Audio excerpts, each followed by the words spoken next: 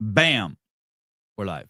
My name is Matthew Fraser, 5-time CrossFit Games champion and founder of HWPO Training. A little over a year ago, I sustained a ACL injury, had a full reconstruction. I was lucky enough to meet Suji so that I could have the benefits of a BFR and all that recovery in my rehab at home. You're able to cut down on the load and get the same, perceived exertion and the body fatigue, but without all the load on your body. So it's making it easier on a lot of your joints. I still don't know much about the device, but I know that I've seen Josh Bridges flossing since forever.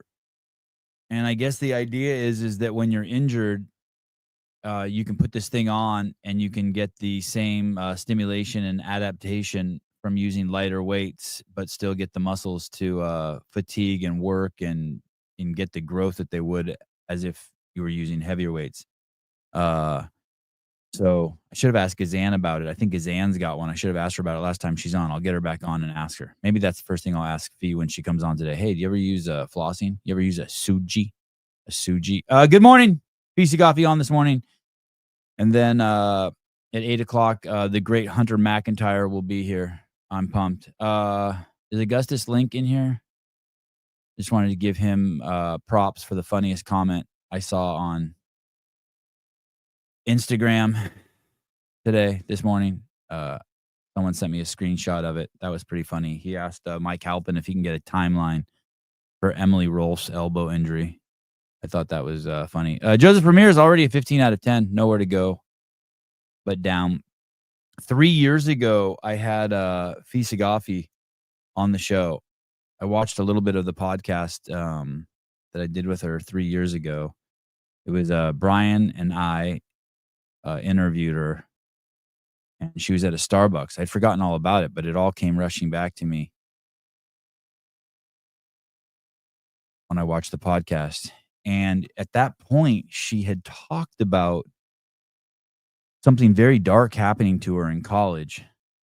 Oh, good morning, Jamie. Wow, I laughed out loud yesterday. Holy cow. That was so funny. When watching Scott Schweitzer navigate the Danielle Brandon thing was amazing. You guys were so funny. You and Carolyn and Scott were so funny last night. I was dying laughing. I just finished working out. I did one of those workouts where your head, you can feel your head tingling and your heartbeat in your head. It was late at night here, like 7, I guess. And that was so funny when he said the word gooch. Oh, my goodness. Yes, interview Gooch. Yeah, I should get the Gooch on. That's a great idea. I don't know why I didn't think of that. I watch Jen's updates, and I just want to give Fee a hug. Respect. I get that.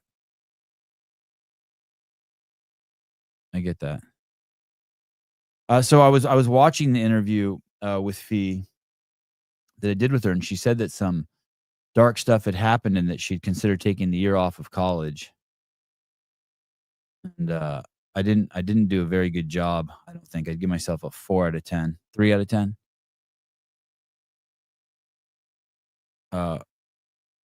But here we are. Oh my goodness, what a great hair day you're having. Hi. Good morning, Savon. Great hair day. Look at you. Oh, great. Are you being sarcastic? Because my hair is frizzy. Oh, I love it. I love it. I love big hair. Oh my God. It is frizz galore. You don't love that? If you love it, Savon, then it is a good hair day then. Oh, I love it. I like it when Alex takes the floor and she looks like a lioness. She just, you know what I mean? It's like, oh. She does have great hair. Oh, she has healthy hair. No, I was this is pretty much kind of how I woke up, other than like a little but then I brushed my hair and then it just went so yeah. Good to see you. Thank you for doing this. My friend. Thank you for having me on. Thank you for thinking of me. Yeah. I know that first of all, before I start, congratulations. Yeah. You won the Mayhem Classic. Thank you. Isn't that crazy? Great, dude. Insane. That was freaking awesome. I haven't talked to you for a very long time then. We're talking Mayhem. Yeah, it was incredible experience. Well, I was angry. Well, I went back and watched the part of the podcast I did with you 3 years ago with Brian Friend. And Yeah. Oh then yeah, it was. when Lazar Jukic died and there were all these different opinions out there and you would Mm, find that letter, I started getting really angry, right? Because I was feeling really defensive mm-hmm. for my buddy Dave. And That's right. so, and of course I love you to death and I think you're great. So it was kind of hard for me to be angry at you. You are, like everyone says, a ray of light. Oh, So I'm glad that at least we're coming on and we're chatting and I know you're surrounded by great people. I love your husband Al, awesome dude. he's right back there. Speaking of, Oh yeah, there he is. There's the man. Al Savon says you're a great dude. Appreciate it. Likewise. Yeah, he goes likewise, my man. So I'm glad to Thanks, have you Savon. on and heal and you know see each other as two human beings and you handled it significantly more mature than me. I'd give you a 10 out of 10 and me like a 4 out of 10. So I appreciate you coming on.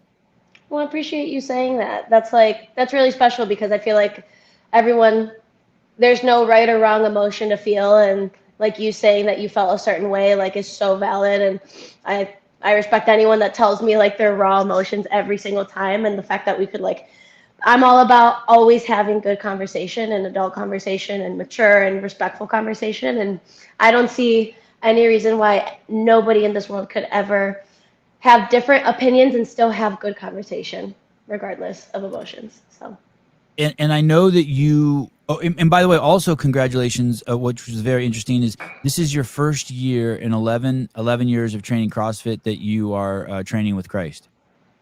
oh yes, as in like having a relationship with him, like a meaningful relationship with the Lord. Like I've always had belief in Christ and faith in him, but it's one thing, I think I'm realizing more now than ever that it's one thing to have a religion and you believe in a set list of things and to do certain things will get you a certain result, right, in heaven.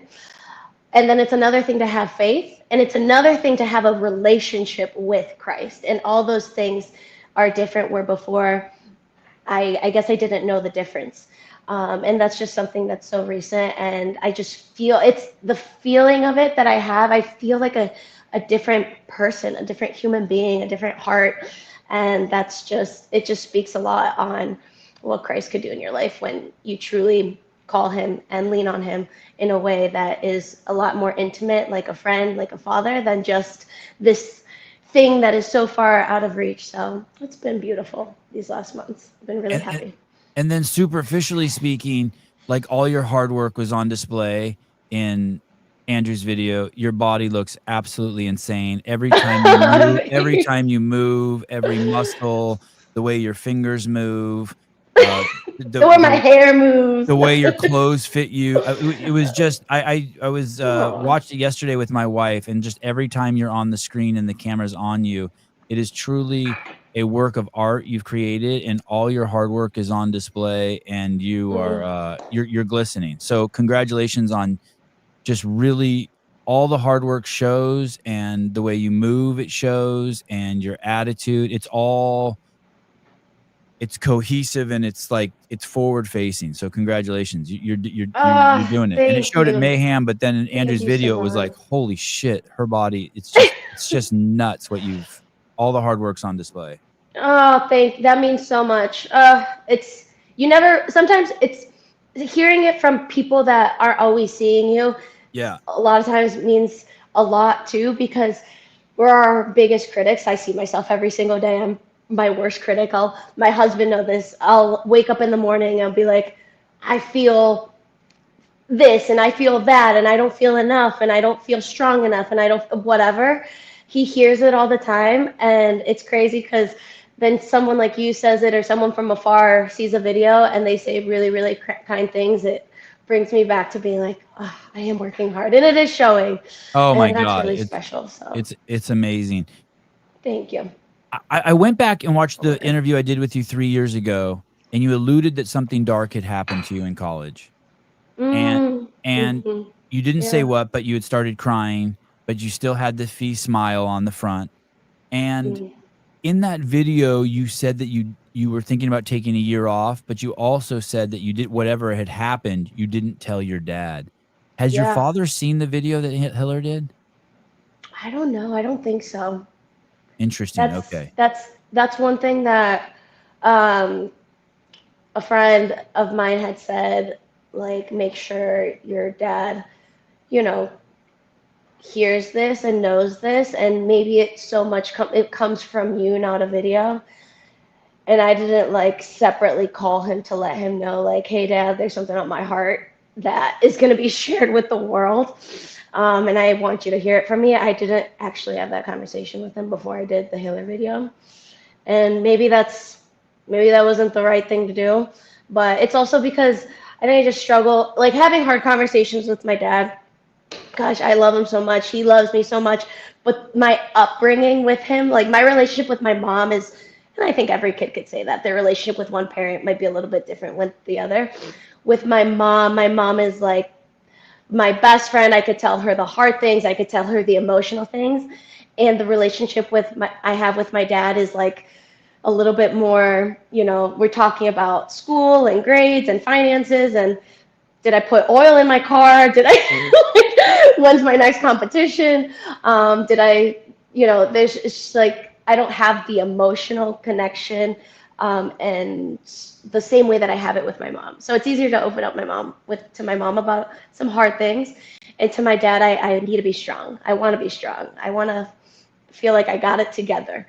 Um, and I don't say that in a way where I don't want to disrespect any parent, but my relationship with my parents are both different. So I hope he sees it. Yeah, Maybe I it's should going check to in. be it's going to be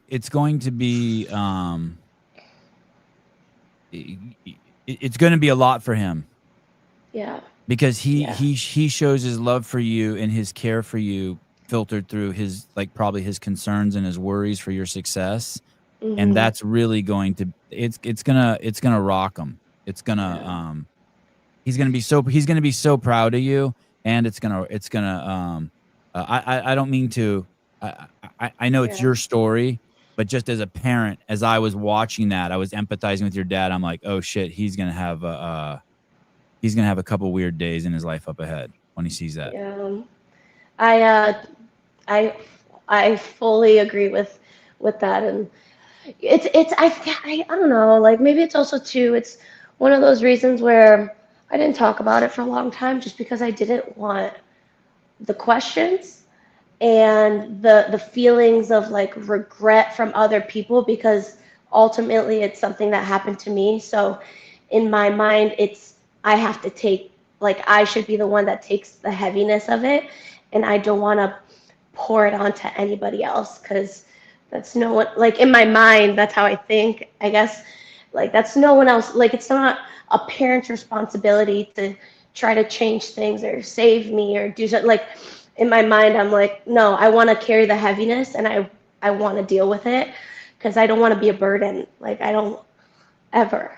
And so, and I know he wouldn't feel that at all. I know he wouldn't feel that, but that's just how where my mind goes. And it happened so long ago that I don't want him to feel bad Mm. of like, what could he have done like almost 11 years ago now, or, you know, Well, he yeah, is, so, and that's on him. yeah, As parents, that's on us. I mean, yeah, when you have kids, they're kind of like they're an appendage of you. Like parents don't see their kids as separate than them, and so your dad hmm, probably it's this weird if your kid gets hurt, you get hurt. You yeah, can't make the distinction. And so I think what a lot of parents, what they do is they try to protect themselves a little bit unknowingly from that. hmm, And I mean he'll grow from it, but man, it's going to be it's going to rock him. yeah. Are your parents Christian? My mom if she is Catholic all the way. Like we grew up Catholic. I mean, I was baptized in a Catholic church, and my entire side of the family, on my mom's side, my mom's side is Mexican, and they're all in Mexico. We're all proud Catholics. But recently I've been going to a Christian church, a non-denominational Christian church, and the reason was because I used to go to church with my mom all the time. Like it was just like a thing every single Sunday. She gets all the kids together and we go. My dad recently has been getting back and actually trying to build a relationship with Christ through the church. And that's something that, we've talked about, and I think that's just still developing. I think he still struggles because he wasn't raised with religion. He wasn't raised, he's Iranian, but my grandparents didn't practice, the Muslim religion. And he kind of, I don't know, what's the term where you believe in something that's way more powerful, but you just don't give it a name. Like, I believe in Jesus Christ, my Lord and Savior, but some people believe in there's something there, but I don't know what it is. I don't know. I don't know what that's called either, but yeah, okay. It's not atheism. It's not like agnostic, like you just don't know. Maybe? Yeah, okay. Yeah. So maybe he was a little bit more than that. But funny enough, he's still committed to play. Like, he would play the violin in church. He's played the violin in Catholic masses for decades, for his whole entire life. But yeah, like, my family, we've always believed in Jesus Christ, but the only relationship that I really had with the Lord was going to church on Sundays, kneeling, standing, kneeling again, standing again, taking the communion, going, almost kind of falling asleep, unfortunately, like in church, because Catholic masses to me at the time, like, I just didn't feel the connection, and that's what I always thought having a relationship with Christ was. Like, it's this Sunday service thing. It's once a week. You kind of, if you go on Sunday Mass, you're good for the rest of the week, and you do it again and again and again. And yeah, that's kind of like the level of relationship I had with Christ. And then I kind of lost it as, you go to college, you kind of start doing your thing. You don't have to do everything that your parents tell you to do. So the routine of getting together as a family and going to Mass on a weekly basis kind of diminished. And I stopped going to church. And funny enough, I didn't really think much of it at the time. It was more like, I believe in Christ, and that's just enough. It's enough. I have faith in him, and that's enough, versus having a relationship. And one of my favorite ways that someone explained having a relationship with Christ was actually Scott Panchik. And this is back when I was in Cleveland, and he just broke it down in a way where having a relationship with someone, you can't build a relationship with anybody if you just see them once a week, if you just talk to them for an hour once a week on a Sunday. And if I want to have a marriage, have a healthy relationship, I need to work on it every single day, Monday through Sunday. I have to have the relationship when things are hard, and I have to be willing to stay when they're the hardest to stay, and I have to be there when the times are good, and everything in between. And when he said it in that way, where that's how we should see ourselves as having a relationship with Christ, it's not a once a week thing. It's not a thing that you just check off the list and you forget about it. That really stuck with me, but it took me years to truly find a community where I felt connected. And back in January, I ended up reaching out to one of my friends who's here. Her name is Anna. She's one of the girls that trains with us. And I was like, I haven't found a place that I truly connect. I don't want to just go to a church where I'm fighting sleep just because I'm so bored and I don't feel connected and I don't feel Christ even with me. And she goes, you should come to the Church of 1122 here in Jacksonville, Florida. It's the one in Jack's Beach. She goes, it's amazing.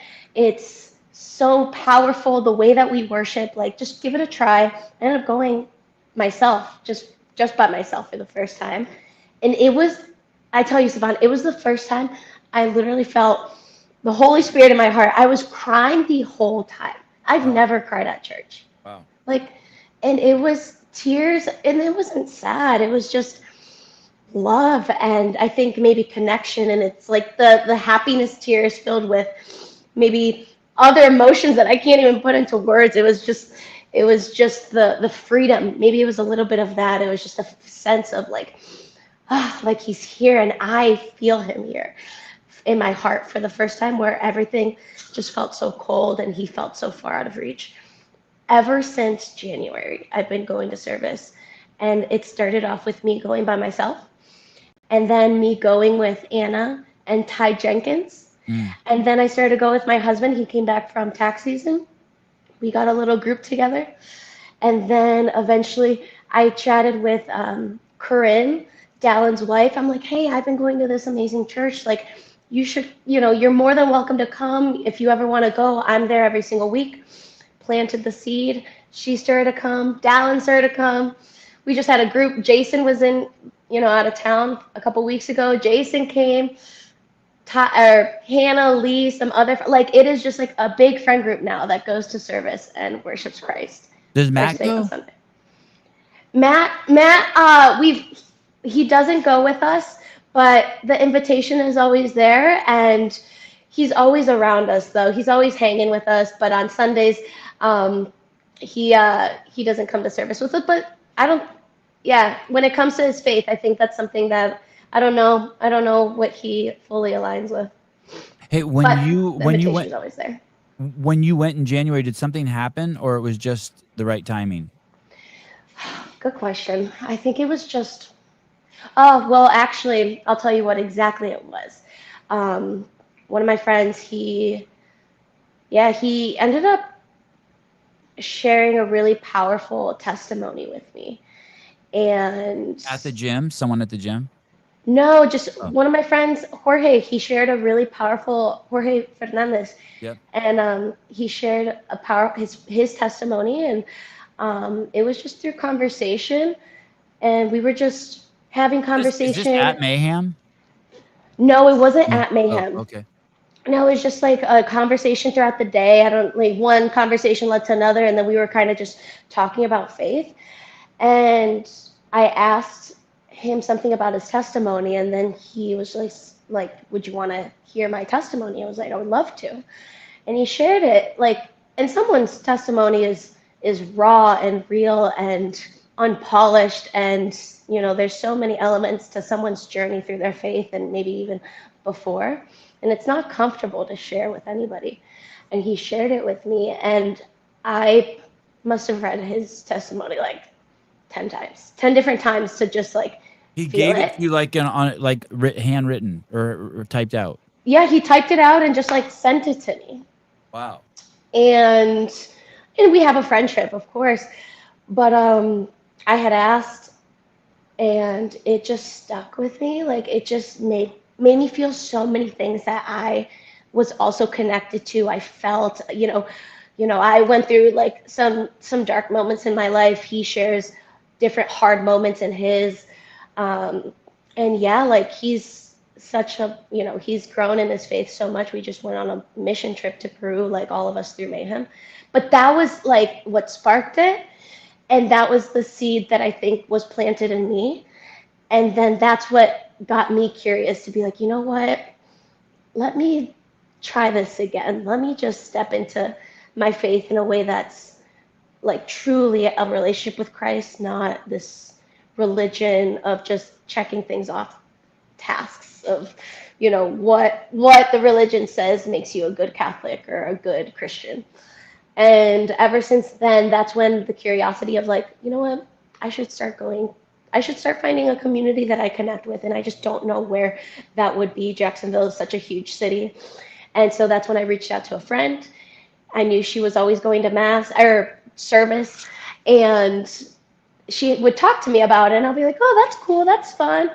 And that's when I reached out. I was like, you know what, tell me a little bit more about where you go. I'm so curious. And she told me, and then that just kind of domino effect. And then slowly but surely, we've been kind of just pulling friends to come, and it's just been the most beautiful months. And it's just a reflection of when you have really good people in your circle, and you kind of feed into the good, and you feed into, that love and those big hearts. And there's nothing bad that ever comes from having a relationship with Christ or having just a lot of love in your corner. So that's kind of just been just progressing. And along the way, we've just been having an incredible year. Not a coincidence. I don't think it's a coincidence at all. No, I don't think so either. When you're when you do that video with Hiller and he interviews you, and you say to him, you say that you use the word rape. I was raped. Mm-hmm. Yeah. Are you having like almost an out of body experience when you say that? Like, do you remember the last time you've said that? That's something like, and was that hard to say? Like you were giving away power or something? Like, why is that Yeah. so? I mean, obviously there's the incident, which is this incredible violence and horrible thing, but is it also like a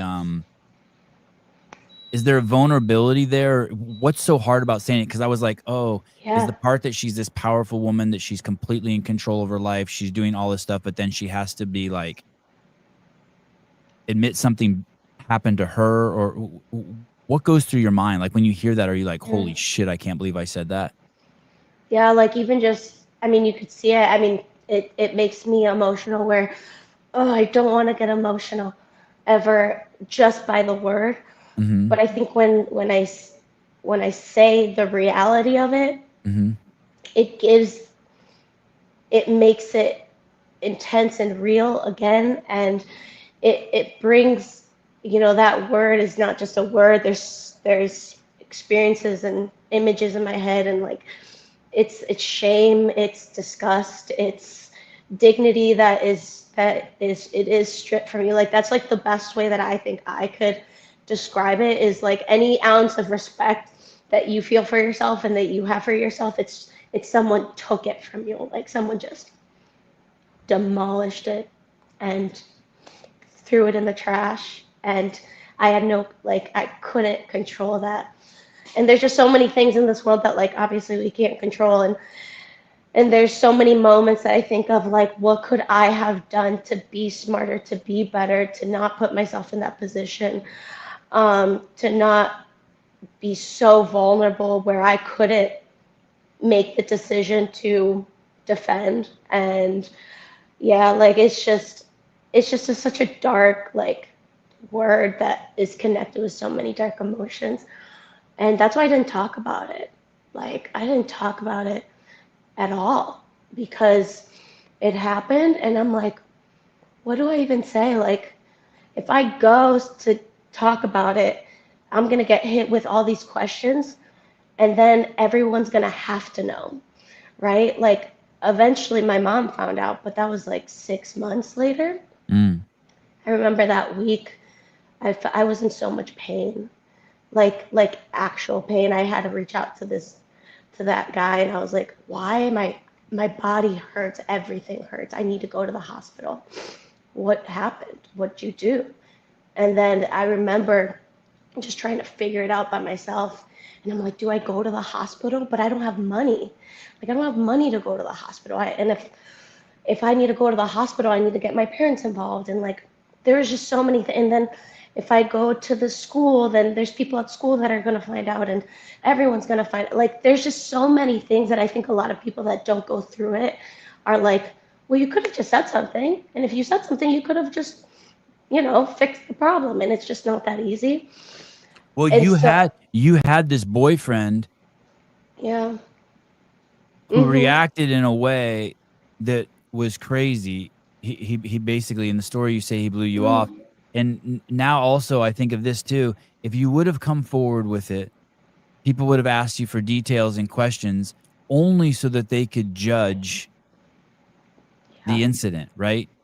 Yeah. Only so they could be like weigh in on whether whether it was your fault or not. I mean, as crass as that sounds, that's what would have Yeah. happened. People would have just started weighing in on that. And that's so terrifying. That's so That terrifying, sounds especially terrifying. That sounds at terrifying. 19, and you're Yeah. already like, I was already so insecure, like about myself, like just no confidence. I wasn't the best person at all. Like, not say, like, I wasn't this like super confident, strong, bubbly, like, girl that had it together. I was still very like fragile and figuring it out and dealing with things. And so I reached out to, yeah, like I was dating this guy at the time, and he was like, you know what? I need time to Oh, process this. And I you was made it ignored. about him. I was ignored for, and I mean, like, to, like, no, yeah, like in the moment, I was like, yeah, like, like, I'm hurting you right now with this. It's kind of one of those where I'm like, yeah, I deserve it. I deserve for everyone to not want anything to do with me. Uh, yeah. And I was ignored for several weeks, actually. like nothing. Like I wasn't talked to at all, and If I you, think that was very tough. if there's another 19-year-old girl out there today, or a girl out there today who goes through what you do, what advice would you give her? How would you tell her to handle it differently than how you handled it? I would say, as scared as you are, Mm-hmm.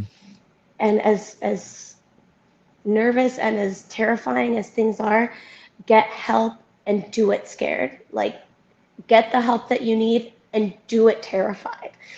Like, don't let, I guess, fear of what what things are going to unravel. There's a fear of like the unknown, of like what is about to happen if I do get the help. But get the help, and even if you're scared, even if you're terrified, even if you don't know what the results are going to look like, ultimately what matters is you and your health, and also that it doesn't happen to anybody else. And I definitely wish I would have handled it in a much better way. I wish I would have immediately reached out to my parents. Like, thank God for parents, right? Like, I know my parents would have done everything that they needed to do to handle the situation and get me out of school. Like, I was now stuck at where I went to college for the rest of those years. Where the predator was. And yeah, we went to school together. It's crazy. Did he ever get in trouble for that? No. No. Nothing was said. And I'm sure he's living his life and doing his thing, and I hope he's a different person. And I don't even like think. And the only reason that I could say that at now, like where it's, I hope he's a different person. I hope he is, like, I don't wish bad on anybody. At the time, I wished the worst. Like I just wanted him to go. Yeah. But I didn't say anything because, I mean, I went to a program where everyone knew everything. Like, we kind of called it, like, it wasn't so much a university, it was kind of a high school, you know? And I started to not be on campus as much anymore. Like, I just remember there was a moment of, like, I see him and everybody involved, like, way too much. So I need to just go to class and I need to leave. And I remember there was a point where someone was like, "Oh, Fee, you still go here?" This was like years later. And I'm like, "Yeah, I've been here since 2012. And they're like, "Oh, we thought you transferred because we never see you anymore." I'm like, "No, I just go to class and I leave." And not to say that I like never saw it, like every now and then I would still get together with people, but like truly I made it a point to just be on campus as little as possible those like next couple years. And I think by my senior year, I was a lot more, on campus and enjoying the last senior year. But yeah, like those years were, I do not care for a lot of my years in college. I probably had one good year in college, and that might have been just my senior year. When you are you glad you did the Andrew Hiller piece? Do you have any regret in letting this all out and letting people see your life so closely? No, I don't regret Is it a relief? Is it a relief? Oh, it's such a relief. It's one of those feelings of like I could take a breath. I could take a breath because my life is so involved in this space, and whether I like it or not, I know I do hold, an image and maybe even a leadership role for like younger girls that are following this space, not necessarily this sport exactly, but I think any athlete inspires different kinds of athletes and different kinds of women and men in their life. And what is always so hard, I think, in interviews is being told, what made you get into CrossFit? What made you go from just going an hour a day to like all of a sudden dedicating so much time? And some people truly want to be a games athlete, and some people really do just fall in love with the grind of the becoming this big athlete or this big name, and they want the sponsors and they want the image and they want that. And I wanted none of it. I mean, it was really awesome to see some really cool, like the Beauty and Strength video with Andrea Ager, and that was so inspiring, but that wasn't like the thing that put in my heart where I want to make it to the games. I want to have a coach. I want to train 6 hours a day. There was none of that. It was just like, I want to just do things that make me feel good and strong and capable. And I see these women in these videos that they're smiling. They have so much capacity to do so many different things. And I think that's so beautiful. And I want to feel that. And that's what kept me in the gym, not just an hour a day, but it was kind of like the escape. And it wasn't even just CrossFit. It was the CrossFit community, the CrossFit classes, the CrossFit coaches that believe in you. That's why I think taking CrossFit class is so important. I think it's so valuable. I think everyone should just go back to their CrossFit communities and take classes, because that's where the magic is. The magic isn't going to your corner and doing your own programming and putting your head down and forgetting about the world. Like, the people in my life are so special, and I think I'm the person that I am. I know I'm the person that I am because of the magic of the CrossFit community, the coaches, the friendships. I mean, my best friends are through the CrossFit community. I have one friend from college, one. Out of all 4 years, out of the thousands of people that I've met through college, I have one best friend. And I've met my husband through the CrossFit community, my best friends. Obviously, where my life is now, it wouldn't be anywhere where it is if I never just took my first CrossFit class. And that's where. When you shared that story, do you remember looking at Andrew Hiller and seeing his reaction? Did he flinch? How did because he witnessed your story in real time? He actually witnessed it. We were here at the apartment just getting back from a session, and he was asking me these questions related to like how I started, and I was like, I think just organically I had mentioned, a lot of people think I just started because I just started because I just wanted to do a bunch of CrossFit, and I was like, but really something really bad happened to me, and it just kept me in the gym. And then he kind of dug into that a little bit, and this was just through conversation. I'm in the kitchen, I'm putting a plate of lunch together, like we're just having genuine conversation, and he was just like, whoa, wait, so then what happened, and how did you deal with that, how did you and I was just it was just almost like the floodgates just opened up. He had so you didn't know, it wasn't planned on your part? No. And then at the end of this conversation, he's like, Fee, like we should share that, like that's like so powerful. And he just said, if you're comfortable with it, he's like, I don't want to share anything that you're not comfortable, but if you're comfortable with it, we should share that side of you, because that will help so many people and it will help you. And kind of crazy, because Andrew came on a Thursday. I started to connect with him on Friday. We started to just connect at the gym. I come back from my mission trip from Peru. So I took this mission trip. Luke Parker ended up reaching out to me about it many months ago, before the Open even started, before any of this even started. Was this before January? Yeah, this was like kind of, or was it after? No, it was after Wodapalooza. A little bit after Wodapalooza, so a little bit after, but before the Open. I wonder how Luke got your name and decided to ask you.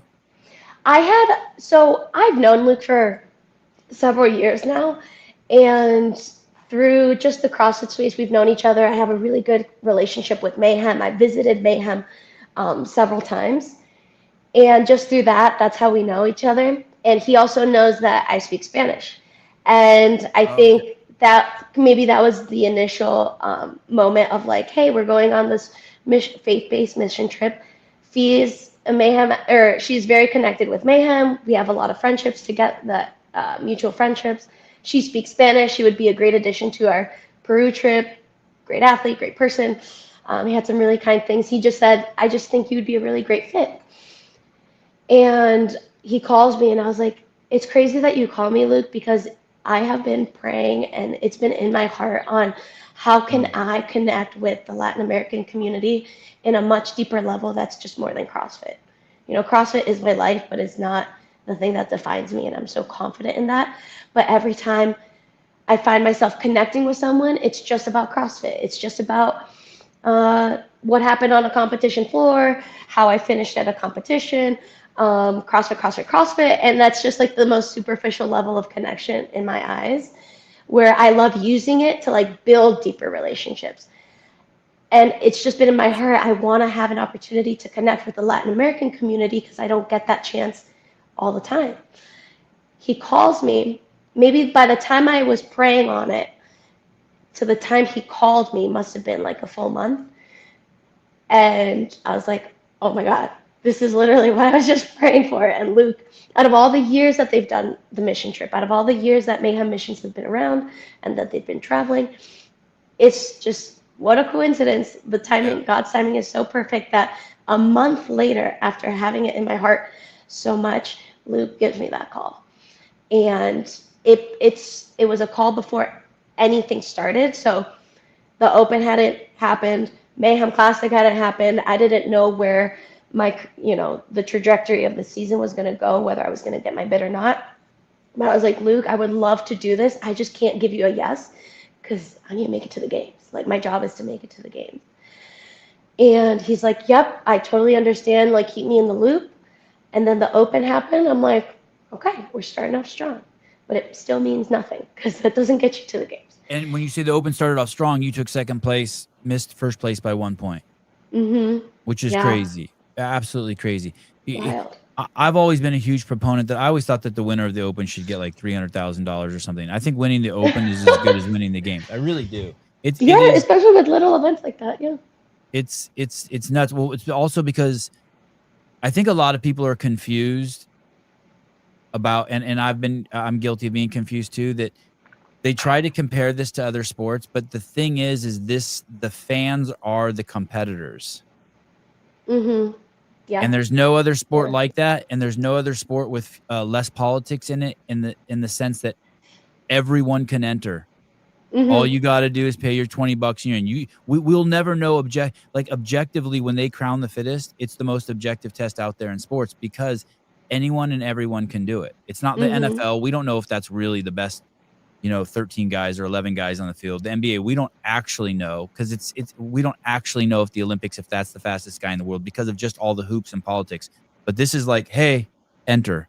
And then some of the fans get invited to Albany and they take the test. And it's crazy. I mean, it's truly it's a remarkable layout. So this is actually like a perfect storm, finding your church, going to Peru, and then Andrew Hiller coming, and then Andrew Hiller doing his best, I mean, all his work is great, but the videos, the editing and the presentation and all the little nuances and stuff that he reveals, I mean, just absolutely incredible. Yeah. Oh, he did such an incredible job. And to have that much, and now I remember why I mentioned all what I had just talked about. I had all these things happen from Luke's phone call to the Open to winning the Mayhem Classic because I told Luke I won't be able to say yes until I make it to the games. I was the first bid to earn the games ticket. Crazy. Yeah, crazy. And actually, I have about a 9-hour drive from Jacksonville to Cookeville. And on this drive, this was before Mayhem Classic started. On this drive, I was praying. This is when I was really praying. And I said this to Christ in prayer. I was like, Christ, the only thing I want out of this weekend is to shine your light and to do it in a way that reflects you. And if I could do that, I'm going to be so happy. And in my head, I want a top 10. I think it'd be great, top 10. But in my head, I was like, I just want to shine his light, and I want to be a reflection of him. And whatever happens, happens. And I know I've been working hard, and I'm confident whatever the results are, the results are. And I win without wanting that as the ultimate goal. You want to be of service. Yeah.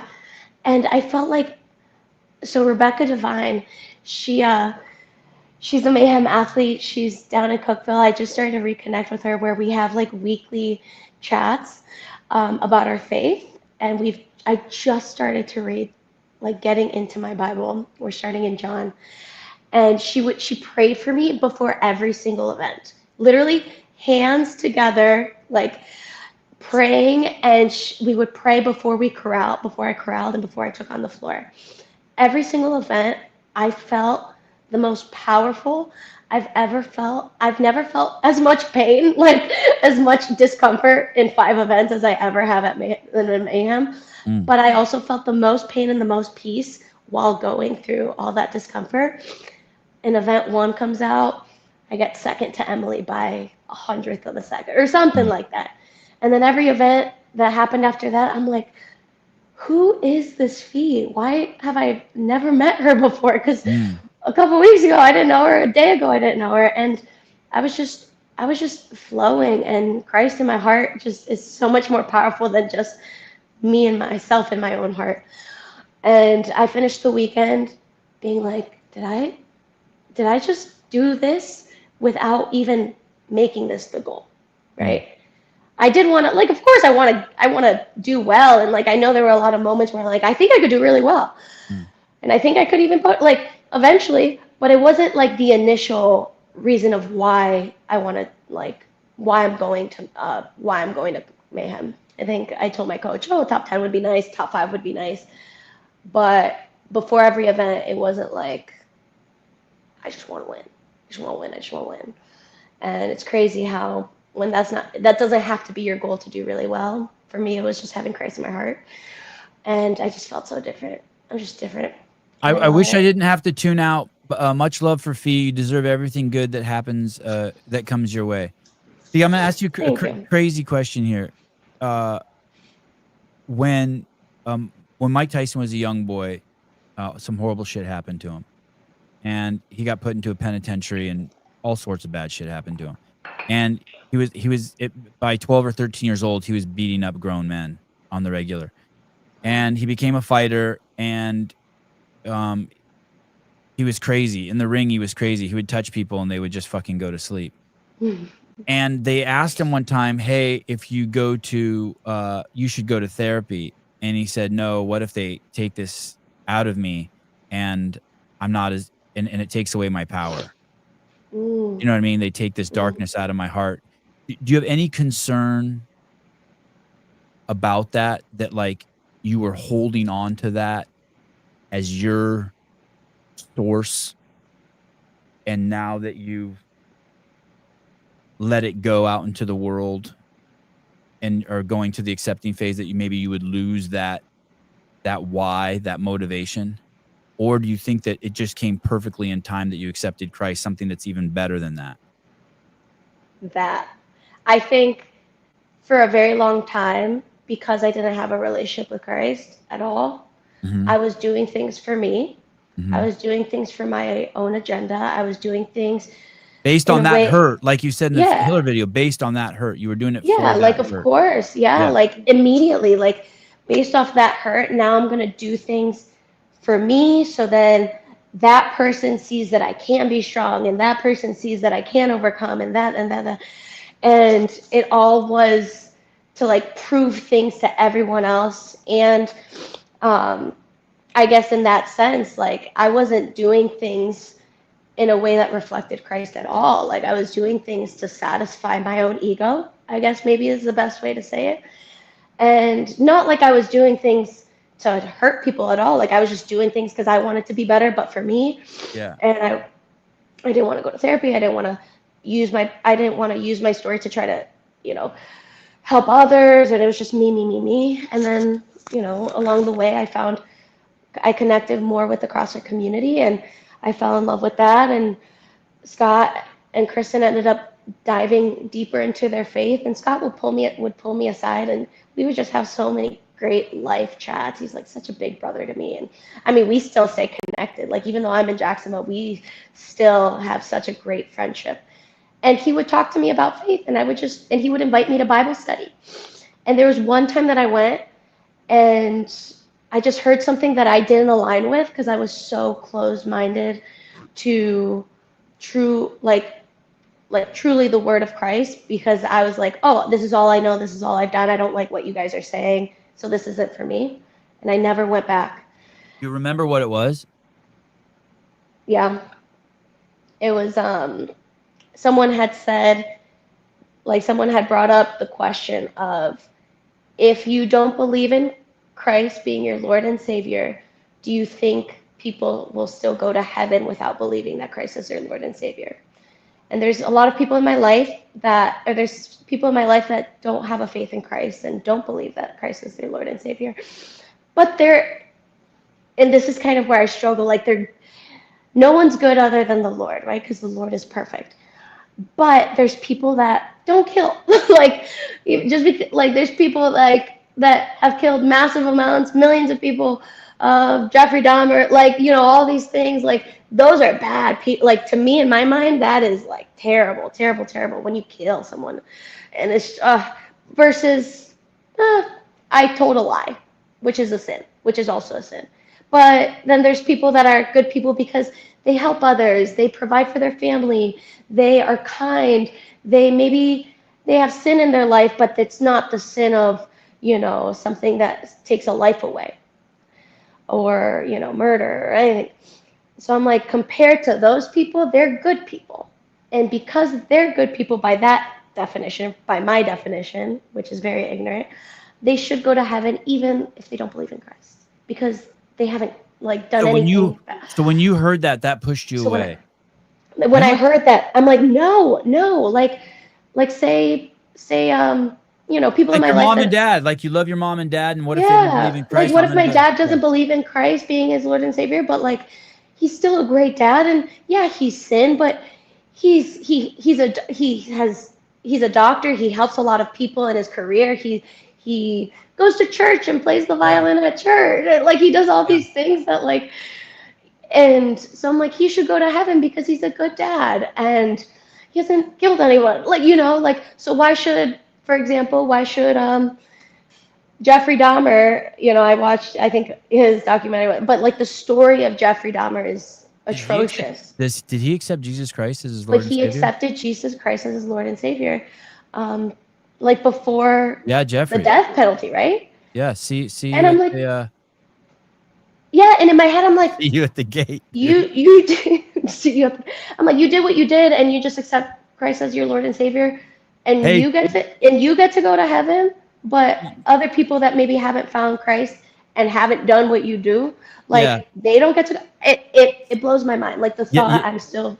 Yesterday I was at dinner. In we were sitting in my backyard, and I was sitting with my dad, and we were talking, and I was like, "Hey, you told me my whole life that the Turks killed the Armenians because they were doing ethnic cleansing. You know that's not true, right?" And he goes, "No, of course that's true." I said, "No, that's not true at all.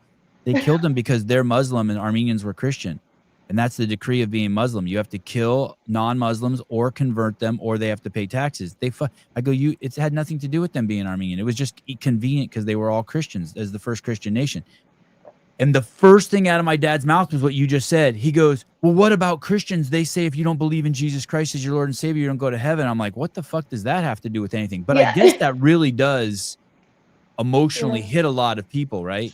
Yeah. You know what I mean? Like, I'm like, hey, like that, like, at least it's your choice. These motherfuckers are going to fucking kill you if you don't believe their shit. Anyway, that's interesting to hear that 2 days in a row. That's like, so that got you, and that made you take a step back because you're like, no, I'm going with my mom and dad or my dog or whoever. Like, my dog hasn't said he believes in Christ. I'm going with him wherever I go. Yeah. Okay. Powerful. And that's what made me not want to go. Like, I'm like, oh, well, they're talking about things that are just making me mad and question a lot of things, and I don't align with this. Like, I don't believe in that. Because I was holding on to, my standards of good, right? My standards of good are, well, if you didn't kill someone, well, at least you didn't kill someone. Like, and I'm realizing that the only standard of good is the Lord's, and that's perfection. And He is the only one that is perfect. And all we have to do is we got to accept His grace and just continue to have faith and try to walk like Him. But nothing that we ever do will ever be perfect, and nothing that we can do is enough. And so I can't just go to church all the time and read my Bible and do all these things. It will never be enough for Christ when it comes to the sin. I wear a shirt that has Jesus on the back, and it's enough. God told me, dude, you're killing. No. You're killing, dude. Exactly. I can't believe this shirt that I have that I wear and how much question, and I can't believe there's not more people wearing Jesus on the back of their shirt. I have the greatest shirt ever. Vindicate made it for me. It's this faded Jesus, huge Jesus on you my should back. wear it. You should wear it on your podcast. I wear it all. Well, he's on the back. But I wear it all the time, and it's crazy. And people will just walk up to me like, "Do you know the Lord?" People will do that, or I can tell other people like, because I always forget that I'm wearing it, but I could tell people are like, some people are like feel closer to me, and some people feel like, whoa, it's a sick shirt. God, it's the greatest shirt ever. I have to see it, but I'm also still so new to my face. I'll have Travis send you one. It's great, and it fits good. I look yoked in it. Oh, you look crazy. Strong. Well, send it to me. Maybe. What size is Al? What size is Al? Large. Okay, I'll send it. Yeah, someone to Al too. Yeah, someone to Al. Okay. So I'm sorry. No, you go ahead. Just to wrap up, like that's kind of how my experience with like Bible study in church and all that stuff came about, and I left. Like I didn't even like tap in, and like I didn't try again. I didn't try, and that must have been over 3 years ago now. Like that must have been like 3 or 4 years ago, and there was just a lot of I just had a lot of tension there. Never went back to church, never went back to Bible study. Started to reconnect with Dom at Mayhem through Bible study, connected with a lot of people there. It kind of made me curious. And then come January, and then, obviously the floodgates open, and now we're here. But it's been a journey, and I'm still so new, and I still know so little. Like I feel like it's hard to talk about because I still know so little, but I'm so curious. And yeah, so we're just developing in our faith. Okay, on to the next easy conversation. When Lazar Jukic died, passed away, you were at the CrossFit Games. Yeah. And you did the swim event. And then a bit later, the PFA released this letter with these 3 demands. And on the bottom was signed by people from the PFAA board. You, Annie, Royce, Mr. Fikowski, and two other, Victoria Campos, and then this other lady that I forget her name. Can you walk me through that process? How, and one of the demands was to ask Dave to step down as the director of the games. Can you walk me through how you got to what in your mind convinced you to sign that letter and ask for that? Yeah. So when that happened, one of the things that, Brent got everyone together, got the board together and started to discuss like, hey, we need to take we want to take a stand. We need to take a stand to be the voice of the athletes and be the voice of, what needs changing and what we believe as, a governing body needs changed to just continue to keep the sport safe and continue to develop it in a way where this will never happen again, and it can never happen again. And he brought everyone together and wrote out, the demands, and wrote out that list of I think it was how many, 4 or 5 on there. And we talked about it as a board. We went through every single one, and we talked specifically on every single one.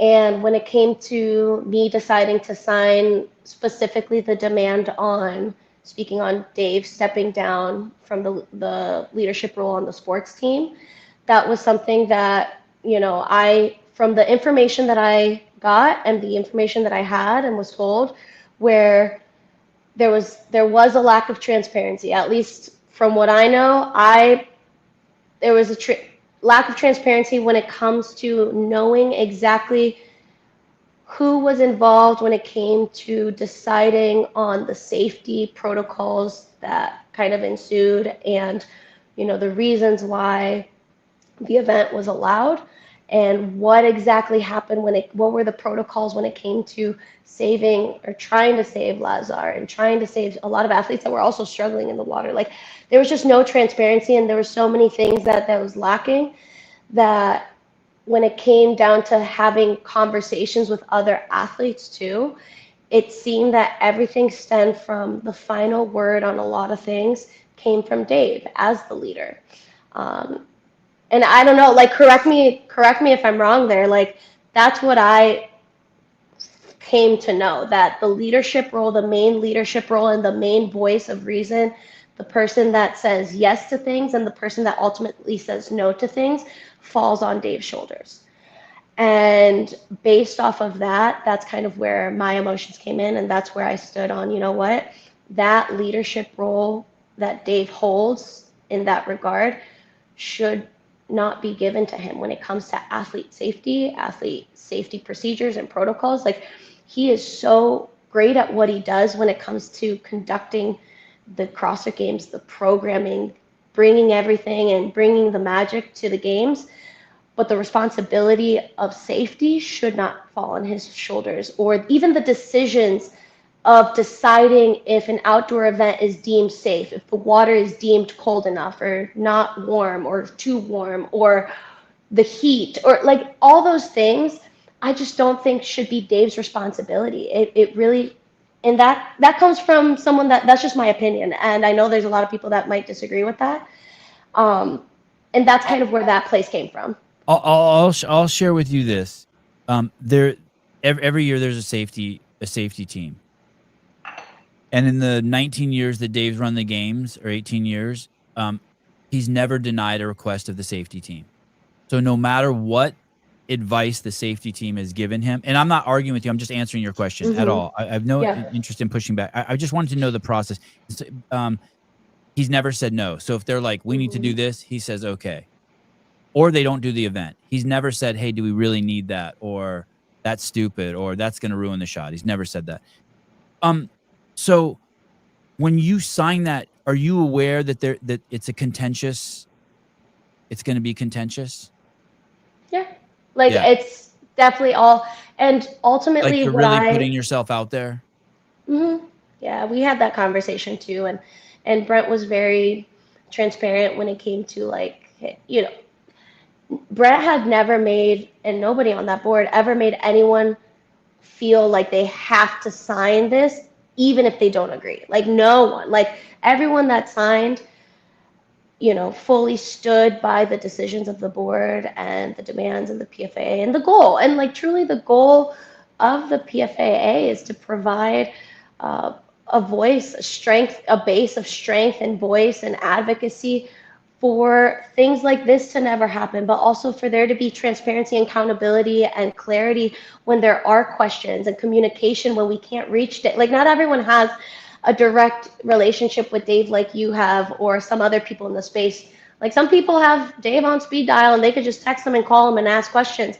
Right. Most people don't. So when, like, here's an example. This is a really good example, I think, personally, that I had that I could speak on. Like, I went to Mayhem. I was at Mayhem Classic, and there's a moment where I saw something that, just because of my experiences in the sport, I saw a rope climb event. There was a rope climb event, and where the knot was, or where we had the knot, it was the rope, and there was like a section that you literally can't just grip because it was just a thick wrapped around rope, and to the beam that we had to touch, that distance was unsafe. Immediately my mind goes, this is not safe. I immediately go to someone on the floor that I'm like, hey, I don't think this is safe. I think that distance is far too big. Someone could get hurt. We need change, or there needs to be something that is considered here. That person immediately goes to someone else on the floor. It was like the head judge goes to someone that's in charge of safety.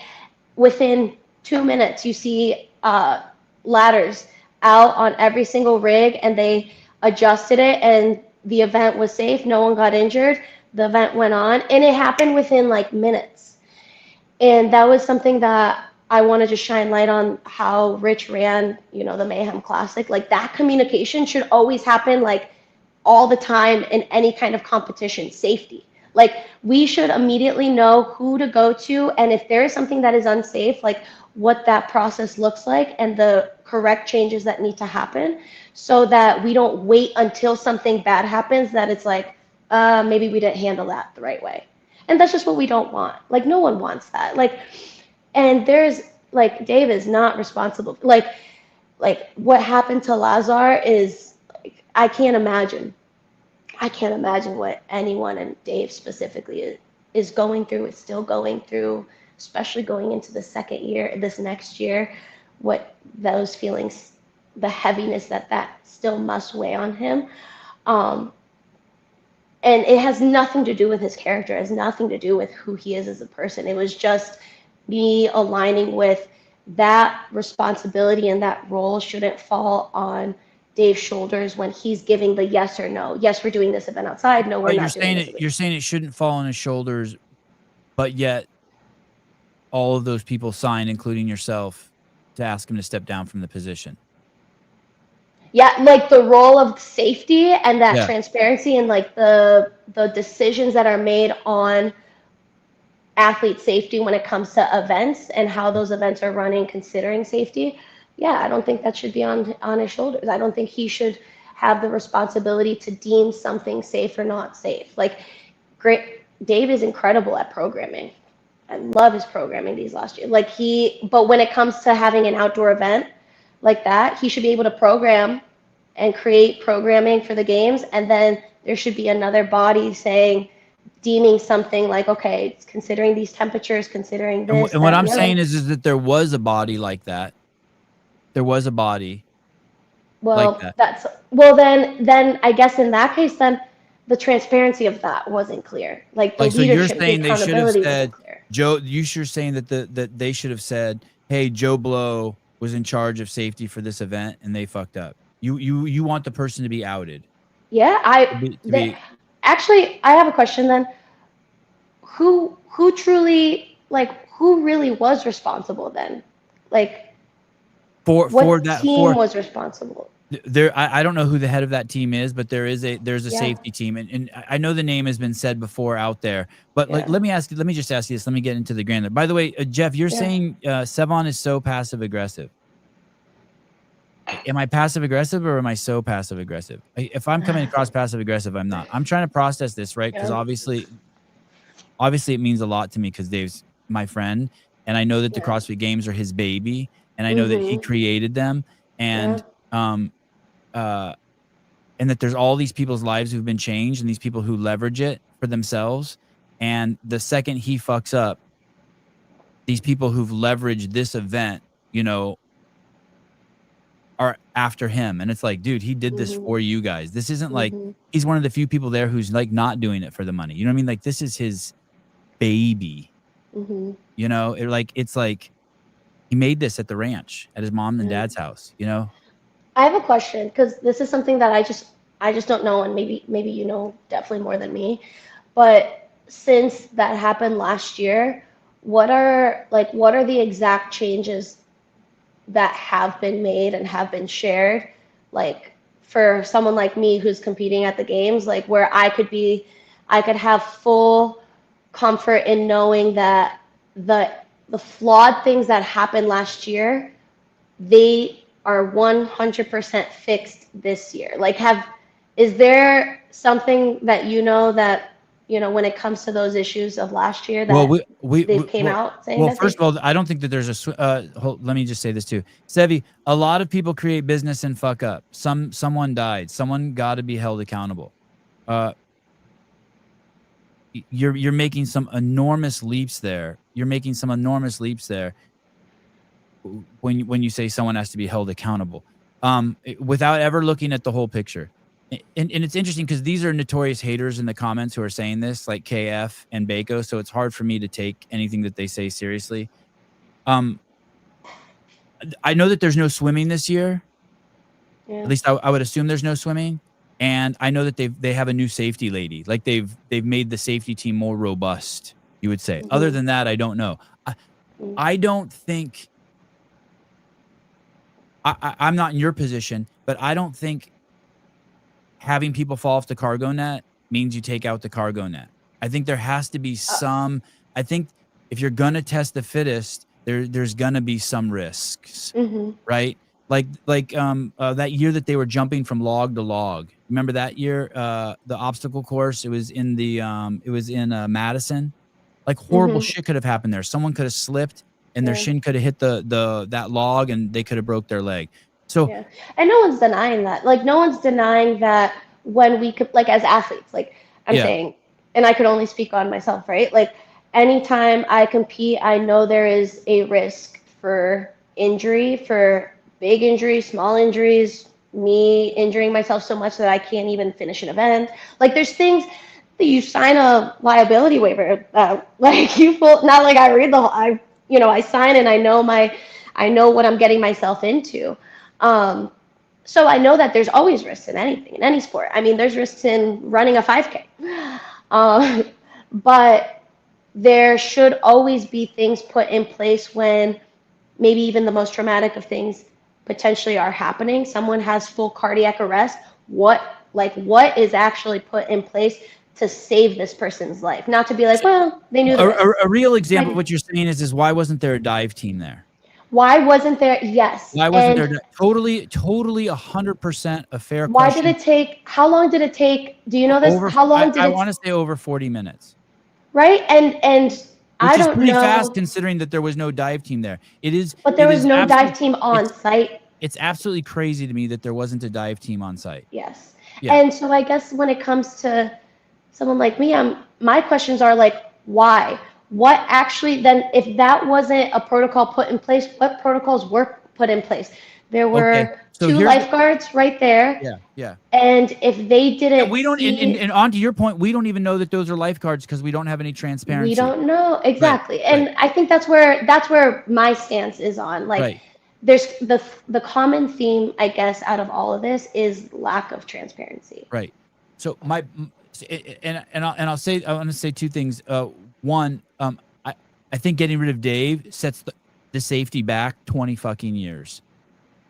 Because you're going to get rid of someone who has the most experience in all of CrossFit at running events, and it's the safest event with the best media, with the best programming, with the in my opinion, and I think a lot of people's opinion. And so I just think that that's like throwing the baby out with the bathwater. Like, I think that when he's hurt, when that happens, we should come together, not throw him out, and hope that the grass is greener on the other side. That's my stance. And I have my bias, obviously, because I fucking love Dave to death. Yeah. Oh my gosh. I mean, no question. And like, again, like, nothing is a dig to I've only have a couple interactions with Dave, but the ones that I have had have been so great. I mean, he shared such a great interview with me, after Mayhem, and my conversation with Dave have always been super respectful and enjoyable, and he's a great guy. And I think what I wonder and where I am unsure, or I like the questions that I would have maybe to you or to someone that knows a little bit more, is there have been athletes that have talked to me about things about and CrossFit when it came to competing in certain events where they've brought up issues. They've brought up issues of safety, worry, this happened, that happened, I don't, whatever those issues are, they brought it up and nothing gets done.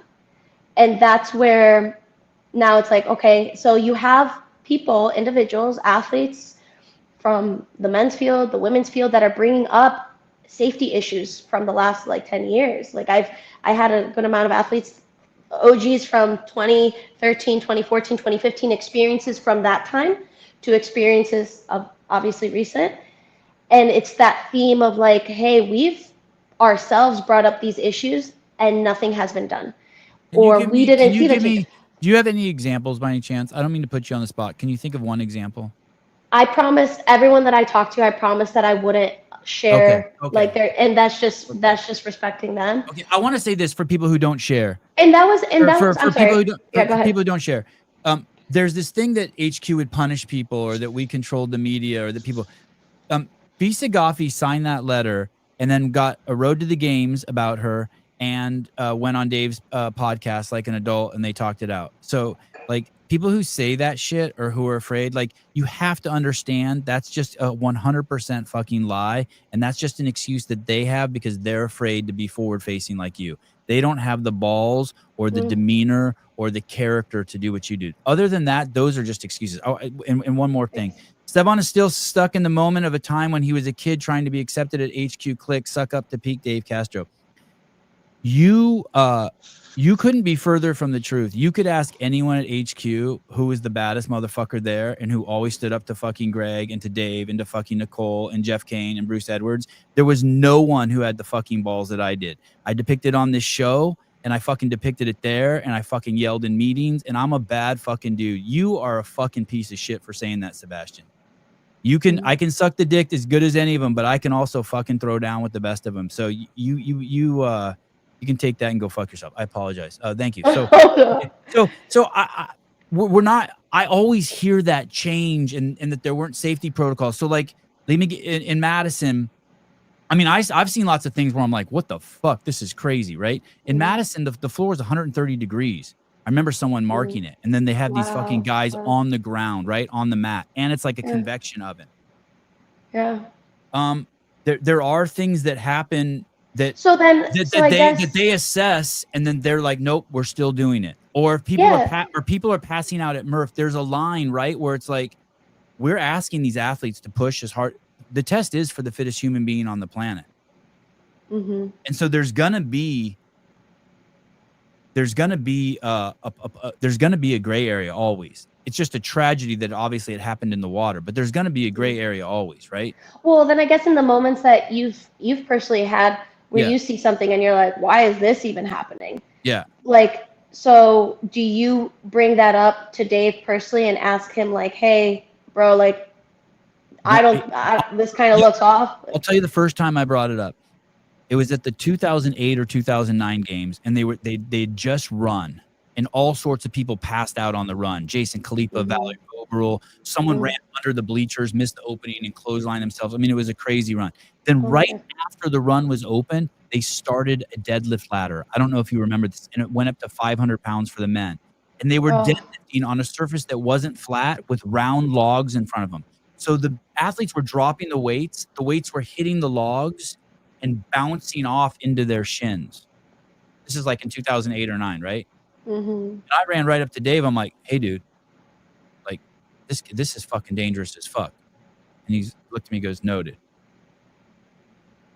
And I'm assuming the event continued. I never saw those logs ever again. Yeah. I'm sure in 09, 08, 09, those are like the grassroots of the, that's the first. It was crazy shit. So do you feel, are you okay with him still, even though you guys didn't get your demands, are you okay with him still? I know that how was it when you approached him at Mayhem? He told me that you approached him at Mayhem and engaged him. I did. Yeah. How was that? Did you know that there was that it could be weird? I figured that, I guess I didn't. Yeah, I guess I assumed like he knows everything that's going on with the PFAA and he's had so many conversations with Brent, and I'm fully aware of that. It's not like I'm tone deaf of it. Right. But I also think that Dave is a man that he's a respectful man. Like if he wants to ask me certain questions, I assume he will. And I'm all about, like I said before, like at the beginning of our podcast, like I'm down to have hard conversations, good conversations, transparency conversations all the time. Like anyone that knows me, if they're like, Fee, we need to have a hard conversation. When can we have it? Where can we meet? Come over. Like I am that person. Like even when, you had made some comments and I messaged on Instagram, I was like, hey, you have my number? Give me a call. Like, let's chat about it. Like, let's do it. Very mature. And so, thank you. And that's not passive aggressive, Jeff. That's me trying to be humble. And so when I approached Dave, I approached him with just with a good intention of just reintroducing myself and just showing face and didn't really think anything about the PFA in the moment. To be honest, I'm there to compete, and I just had it in me to just say hello and and then from there, he actually congratulated me after Mayhem. He found me after Mayhem, and he had a moment of saying congratulations, incredible work. And I think he emailed me maybe a day or so later about hopping on the interviews, the athlete interviews. I was so grateful for that. He could have totally not wanted to talk to me. He could have he could have punished you. He could have just punished you. Or he could have dedicated an entire time of just talking about the PFA demands, and I could have just sat with Dave and talked and shared, my experiences and asked questions, and it could have been that, and he did it, and he chose not to, but he totally could. And yeah, I mean, like I said, like my experiences with Dave have only been great and respectful. And if there's ever a moment where we want to, have conversations regarding that letter, I'm so down. And I would love to hear, I would love to ask those. I don't shy away from asking the same questions that I'm asking you. And like everything that I say is just my opinion. It's my experiences. It's the conversations that I've had. I've had multiple conversations with Brent and the board and people that have had personal experiences at the games last year, and then personal experiences from years prior. So like it's a collection of a lot of different experiences and conversations. I'm not just signing a letter like willy-nilly, like with ignorance. Yeah. But of course, there's so much that I still don't know. You weren't trying to be one of the cool kids, or you weren't coerced into it. No. And that's what I respect a lot about Brent and how he leads the PFA team is he is a man of full transparency, and that's the goal. Like that's truly the goal. And if there's ever something that is lacking, like they're so open to feedback and creating, a space for athletes where the voices truly are heard. Nothing's perfect. It's not perfect. And we know that, and he knows that. But the goal is to create something that there's unison. And I don't think any athlete doesn't want transparency or something that's unified. I think everyone wants that. I think a lot of people want that. And that's truly the ultimate goal. But I think having conversations like this are really helpful. I think having conversations in a way that's just not like attacking is the only way to progress forward. And I think that's something that should continue to happen. If there's something you would like to take back to him, I think that the PFAA would make a lot of ground if they actually did stuff. So, and by that I mean, so on their side of the fence. So if they want to be for the athletes, they should do things that empower themselves. So they should put out a list of like, hey, if you're going to do a swim event, here's the minimum requirements we recommend as the PFA you be able to do. You'd be able to hold your breath underwater for 3 minutes. You'd be certified in this swimming course. You bring a mouthwash to the event to wash your mouth out after the lake event, and they put out a sheet. That you get tested by a doctor. That you know what I mean? I think that they should be offering, if they want to build integrity, like they should be offering resources to the athletes to build their value to the athletes, because right now their value to the athletes is just as a hammer, right?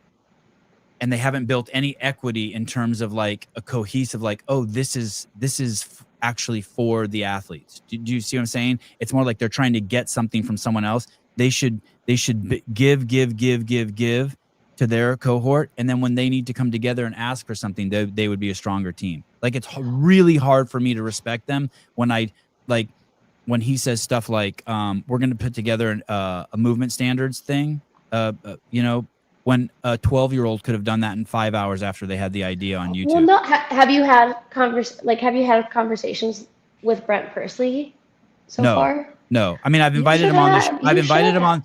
He can't because I've invited him on the show a bunch of times in the past, and he can't because I talk about girls' periods and horny 14-year-old boys. I don't know what the reason is, but for some reason he can't reconcile who I am with his image.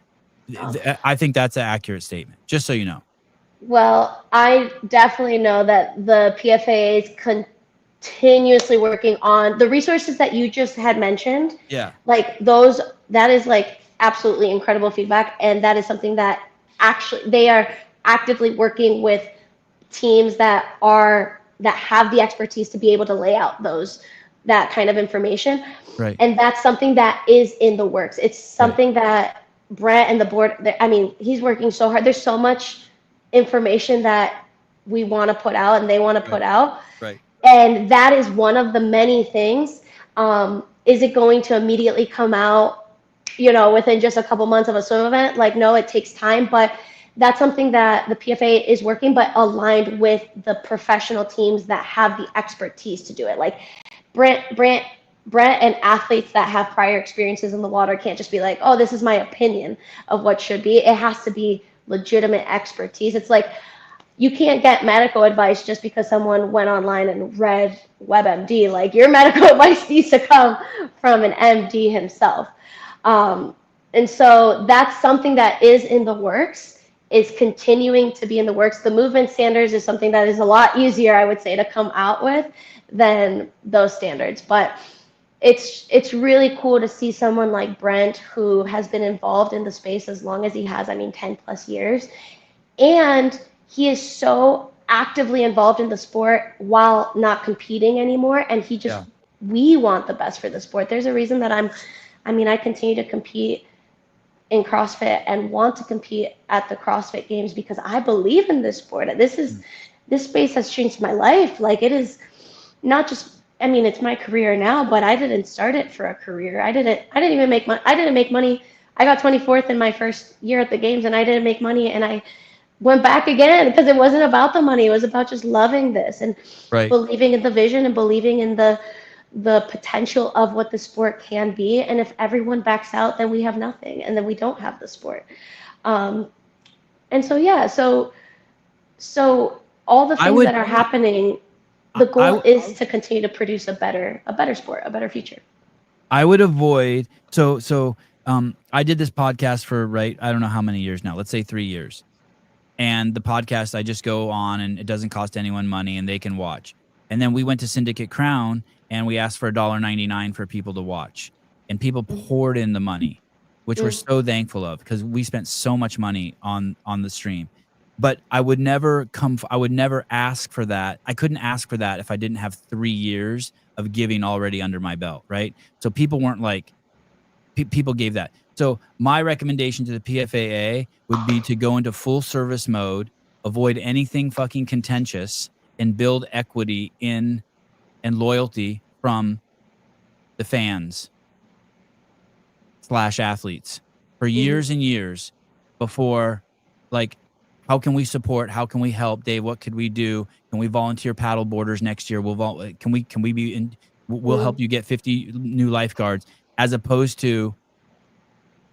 Do you see what I'm saying? Yeah. I would just give, and build as much equity as you can before you. Anyway, that's my take. Well, no, hey, I'll say this, Savon, you got some really good feedback. You have some really good experiences. You've been in it for how long? Since 2008, 2007? Since 2005. 2005. Like, you would be such an incredible person to gain feedback from. Like, you have my email. I'll have to send you my email. Like, if there's, like, we're already talking about things and feedback and things that you believe could make the PFAA run better.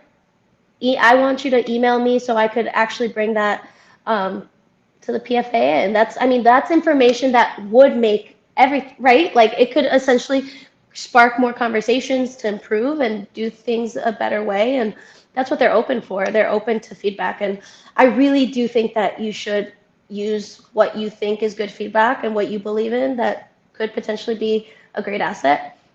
Email me. And so I could at least, if it's hard to communicate with them, like, at least email me, and then I could always relay those messages. Gotta love Fee.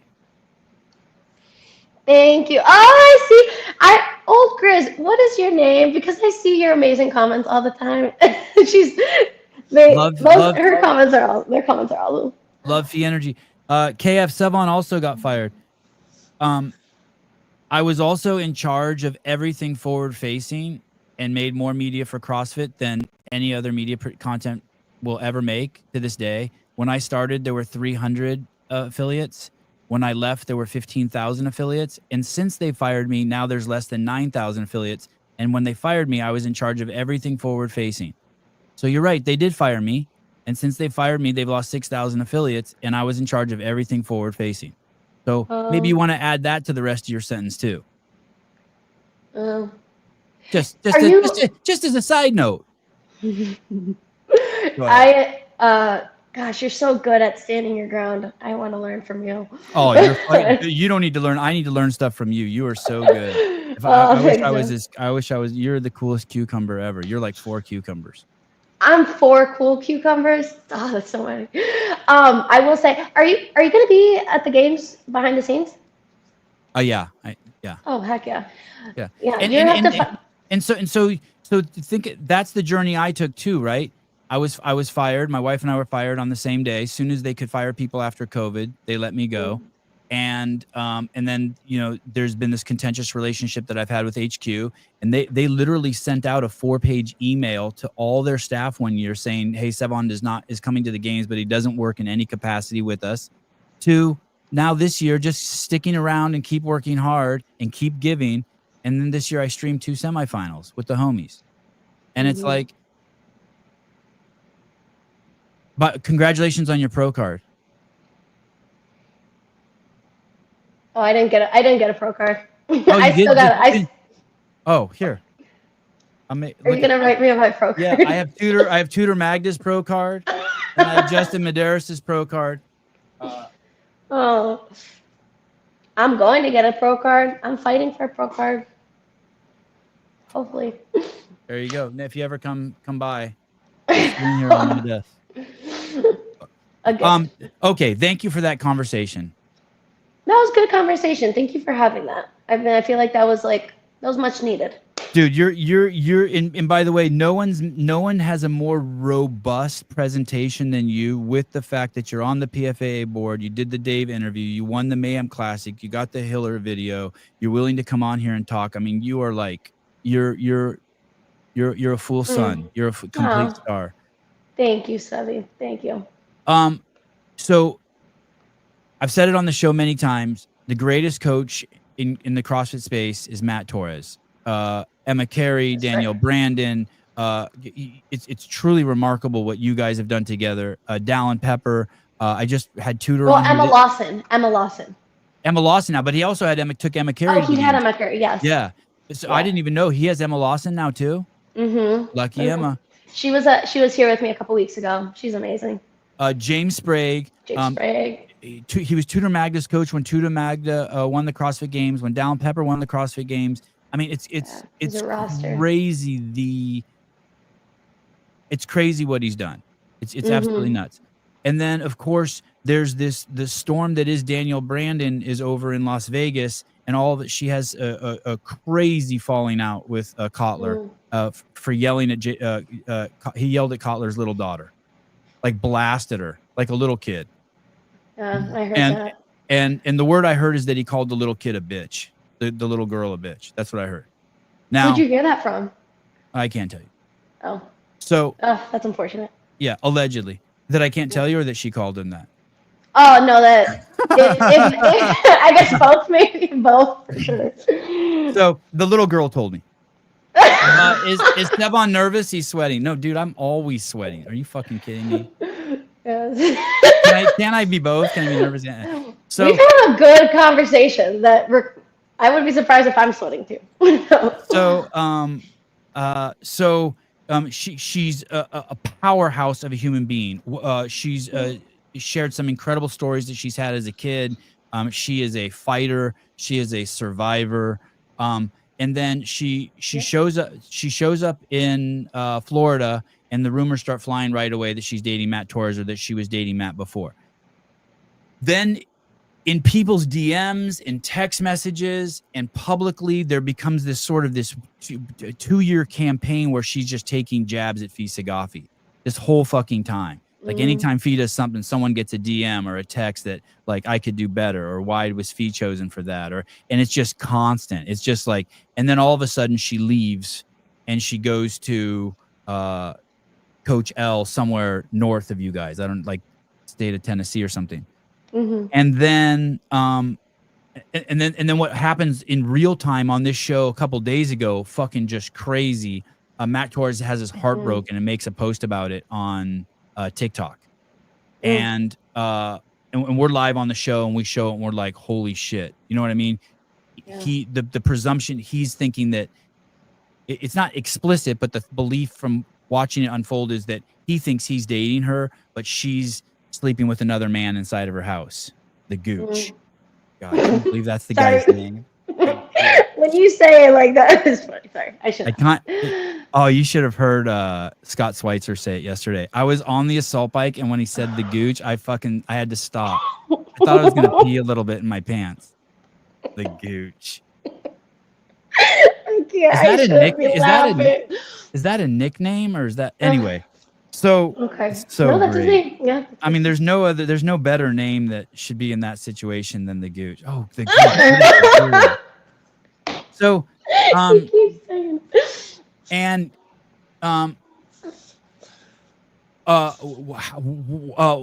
there's two main things I'm interested in about. What is her hang up with you? Why does she do you know why she doesn't like you? You know, I will say I've never heard you disparage her. Do you No. A couple years ago, actually, Danielle and I were friends. Like, we were friends back in Naples, and you know, we had some great moments of connecting, and it just seemed that, like, in the gym, it was just always, our personalities are just so different, and the way that I do things don't align with her, and the way that she does things just don't align with me, but that's, you know, that's anybody, that's everybody, and it just happens that, like, our personalities clash a lot. Is she pissed at you? Does she resent you because you're happy-go-lucky because you're happy? Has she ever said anything to you like that? Like snapped on you? Like, fuck you and your smile, or you're happy? No. Your ray of light. Take your ray of light and shove it up your... No. No, she's never said that. At least not to me. I think, well, a month ago or so, we actually ended up having a good conversation of just literally airing out everything, every emotion, Just on the phone.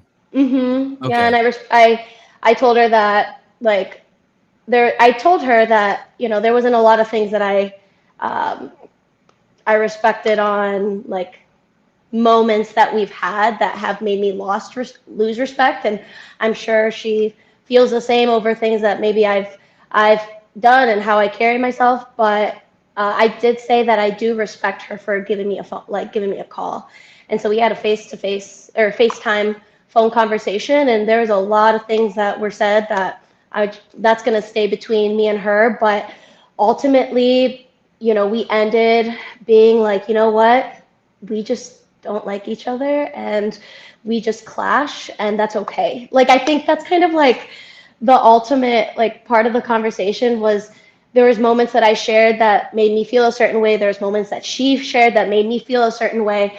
And, you know, what I realized was when I do things with a certain intention, it comes off differently than the way that I intended things, and vice versa. And sometimes when you have two people that are constantly, like, miscommunicating and misunderstanding each other, it's best to just not have that friendship.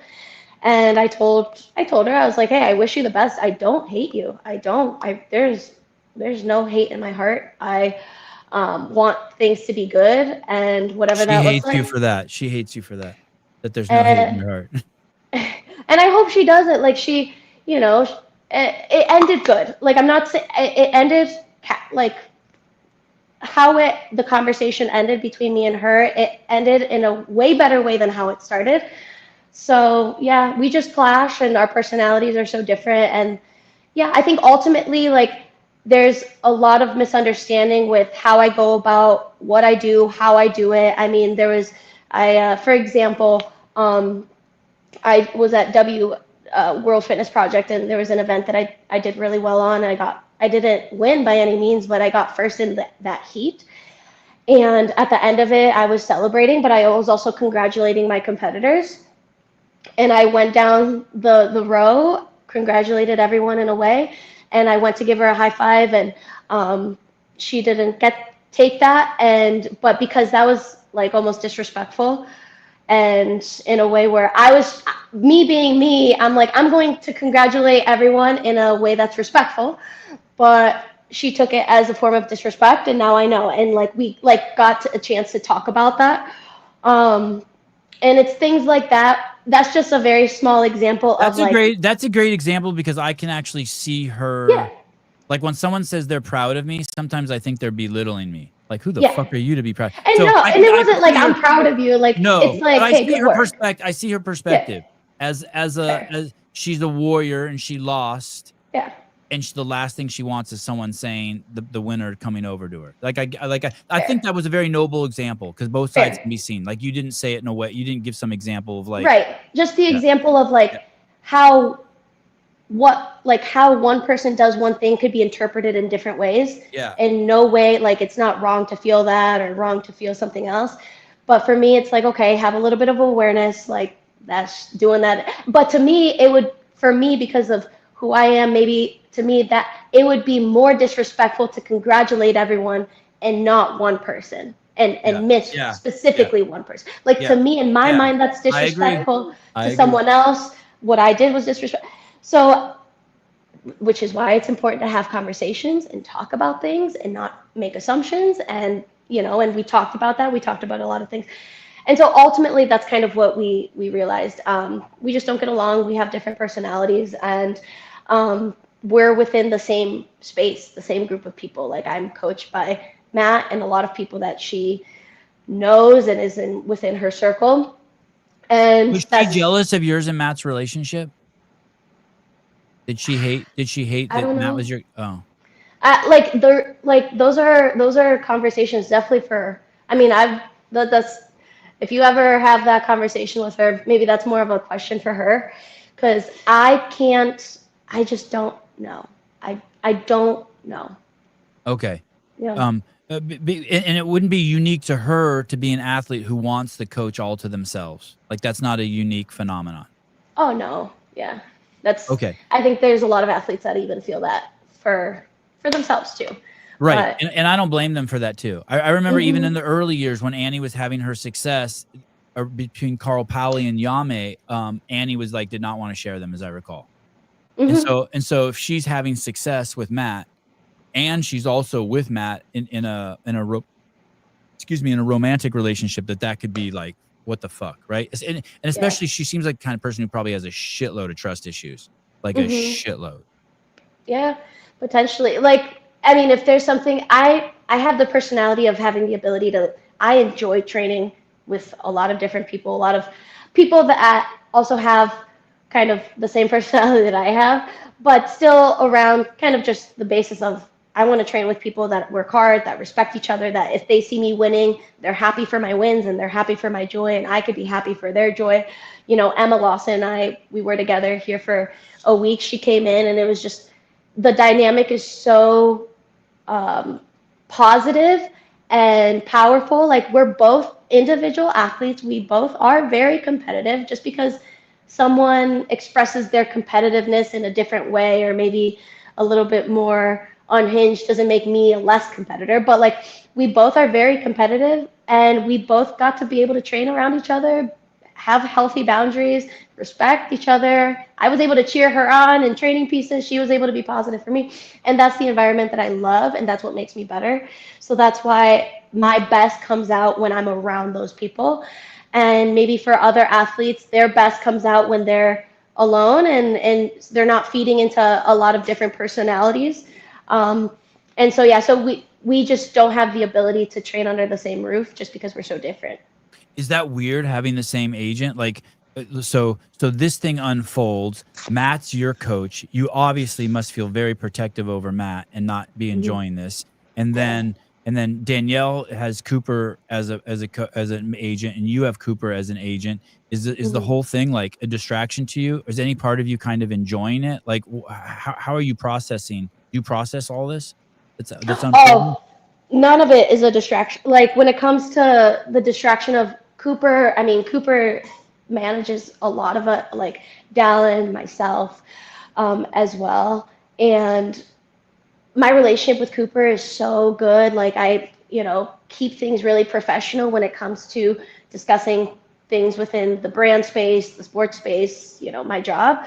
And when it comes to friendships, we talk about things that, I pour my heart out to him when it's appropriate. But I do not, like, there's just boundaries that we have that there's, like, I don't talk about business that isn't my business with him. Like, I'll talk about it with my husband. Like, right.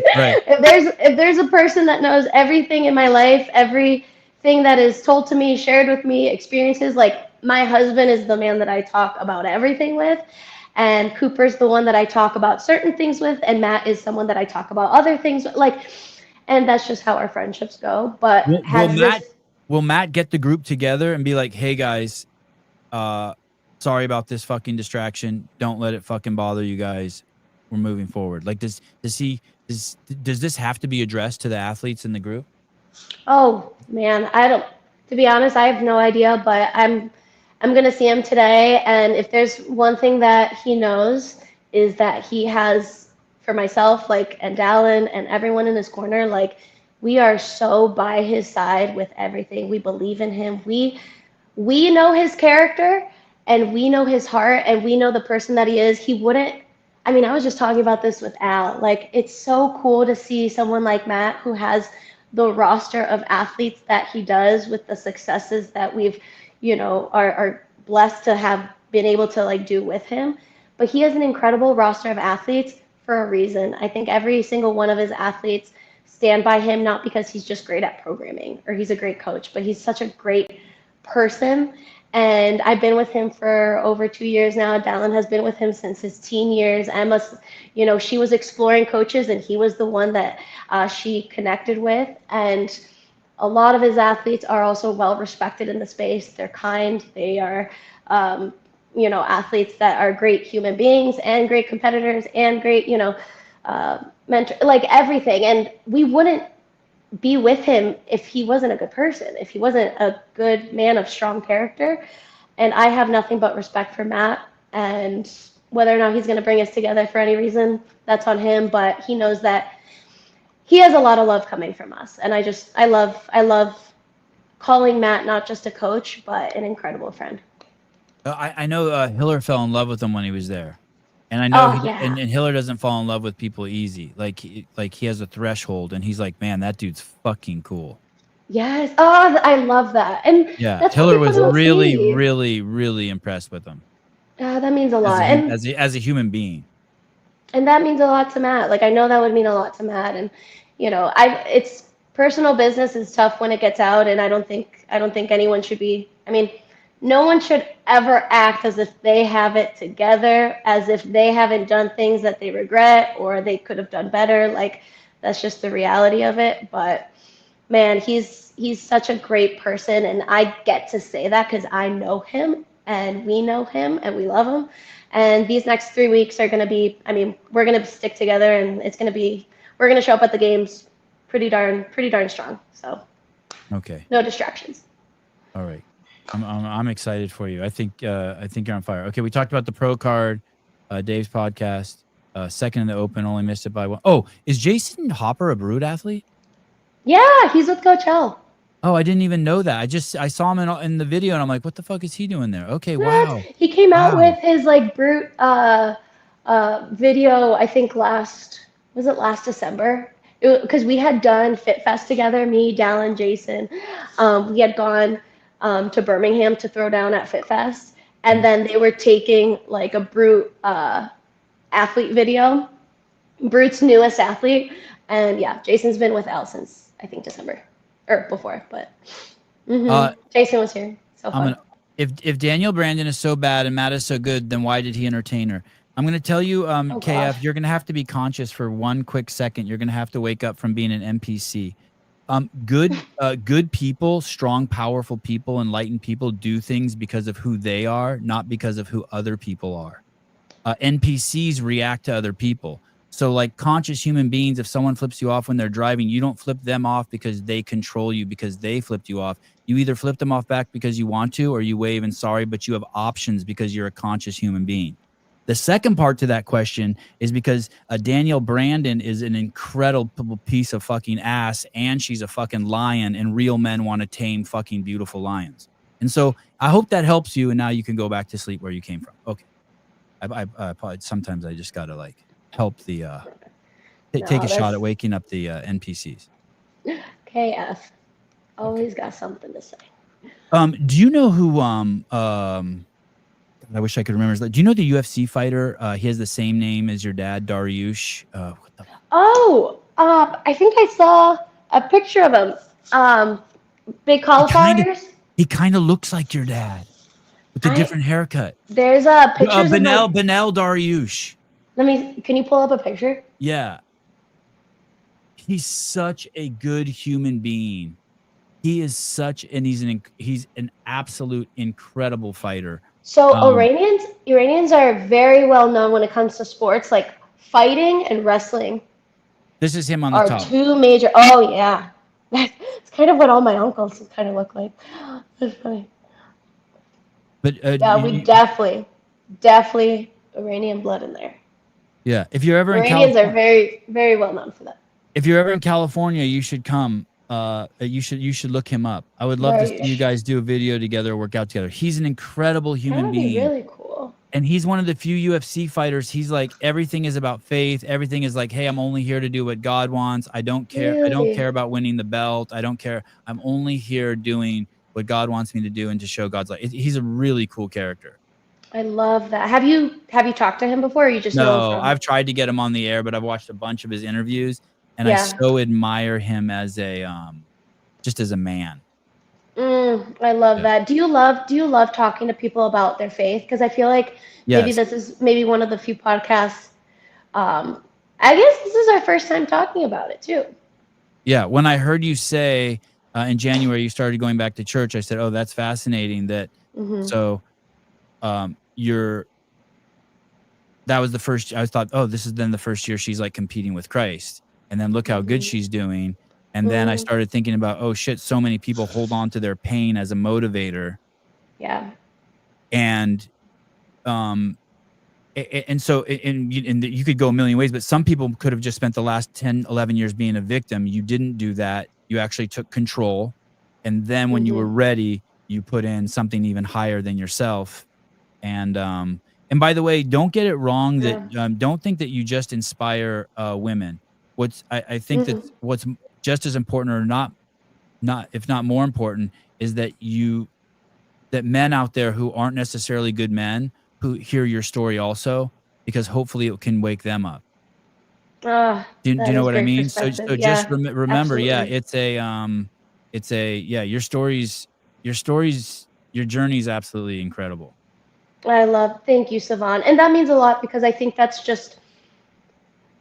I guess I want to show and keep showing that just because bad things happened to you or have happened to you doesn't make you always like you are a victim maybe in a moment, but you don't have to stay one. And maybe in that moment there's things that you couldn't control and that were so out of your control, but you could 100% control how you respond to it every single time.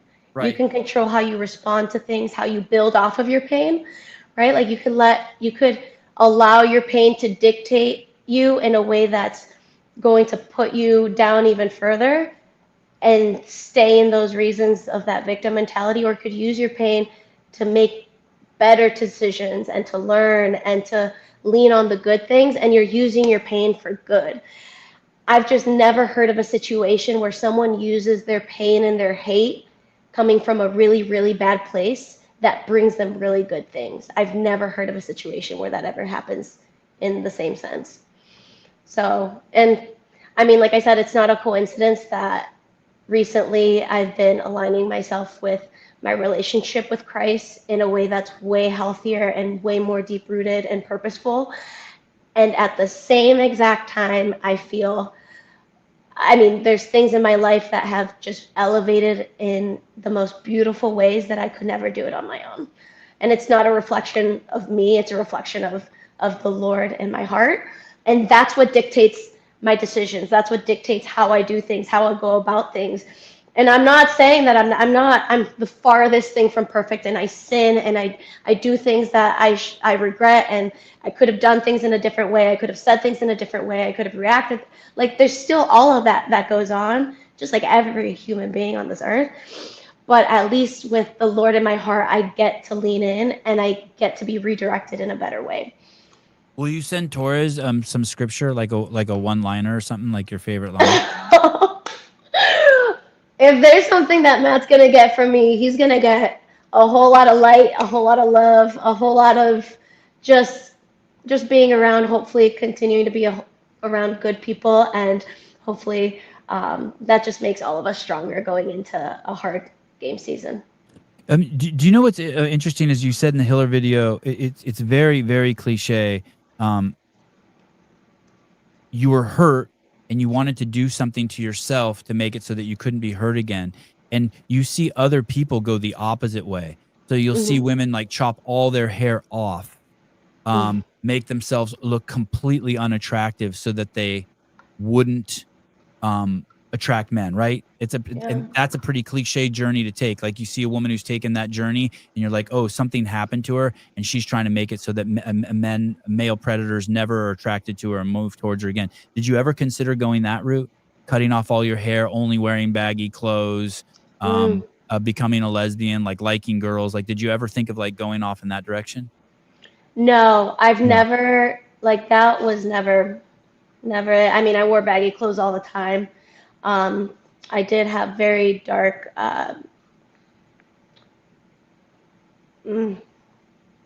very dark suicidal thoughts for sure. Yeah. And that was the direction where I wanted to go. To get rid of the pain? Yeah. Yeah. To literally just not feel it anymore. And I had mentioned it in Hillary, in the documentary a little bit, like those thoughts were not just thoughts. They were like, there was a plan, there was a way, I'm going to do this in this way. Because I just felt like such a burden, and it was just, that's how much pain I was in though. Yeah, I can't even put it to words. That was the pain of just darkness, and there's no other way out other than to leave. Yeah. And I got really good at pretending to be happy. Got really good at that.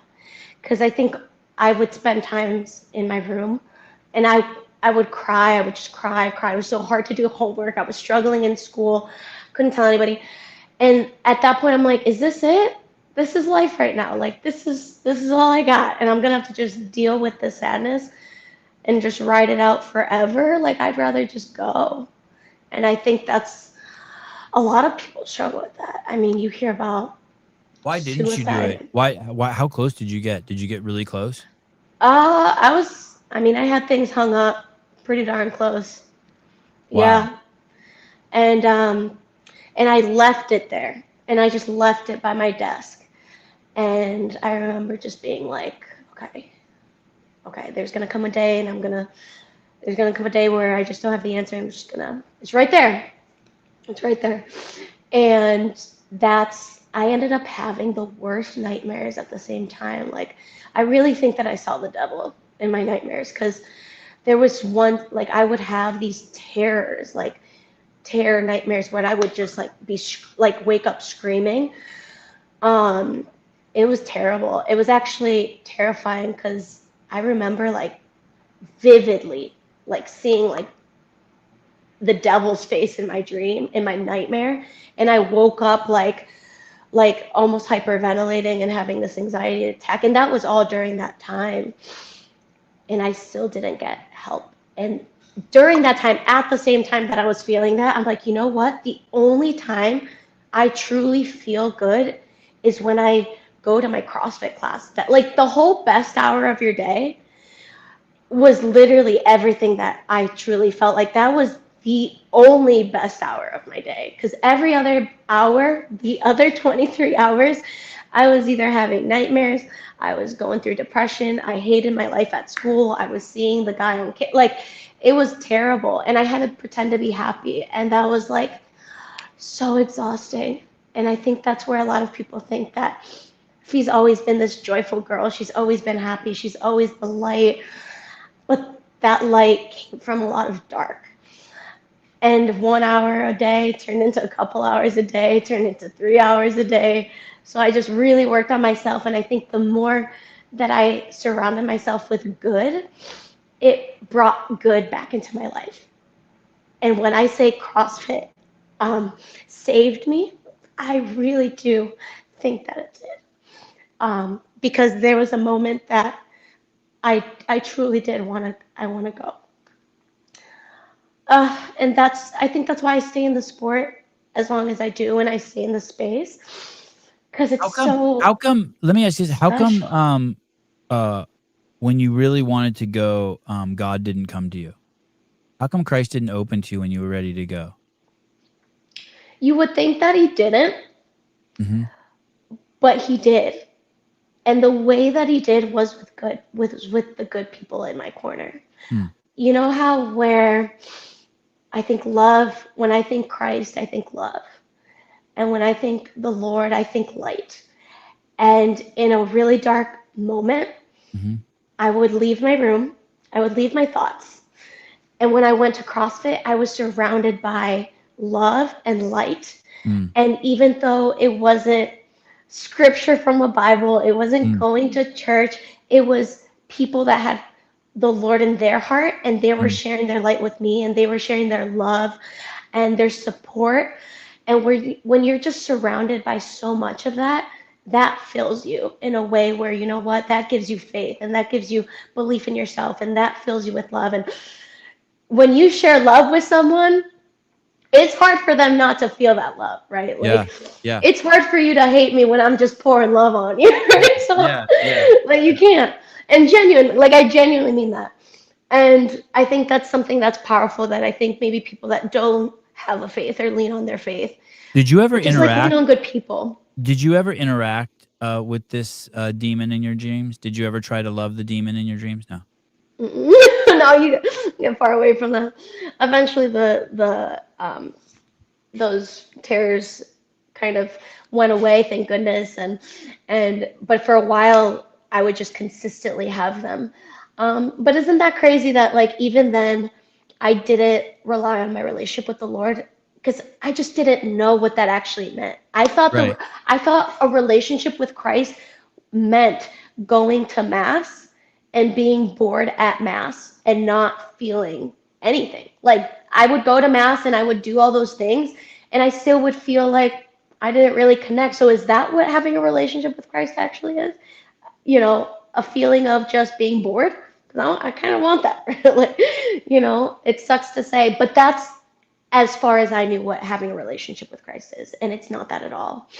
And yeah, and unfortunately, it took me this long, but also, I would still consider a lot of life in my, a lot of years in my life left. I'm just it's never too late to find Him.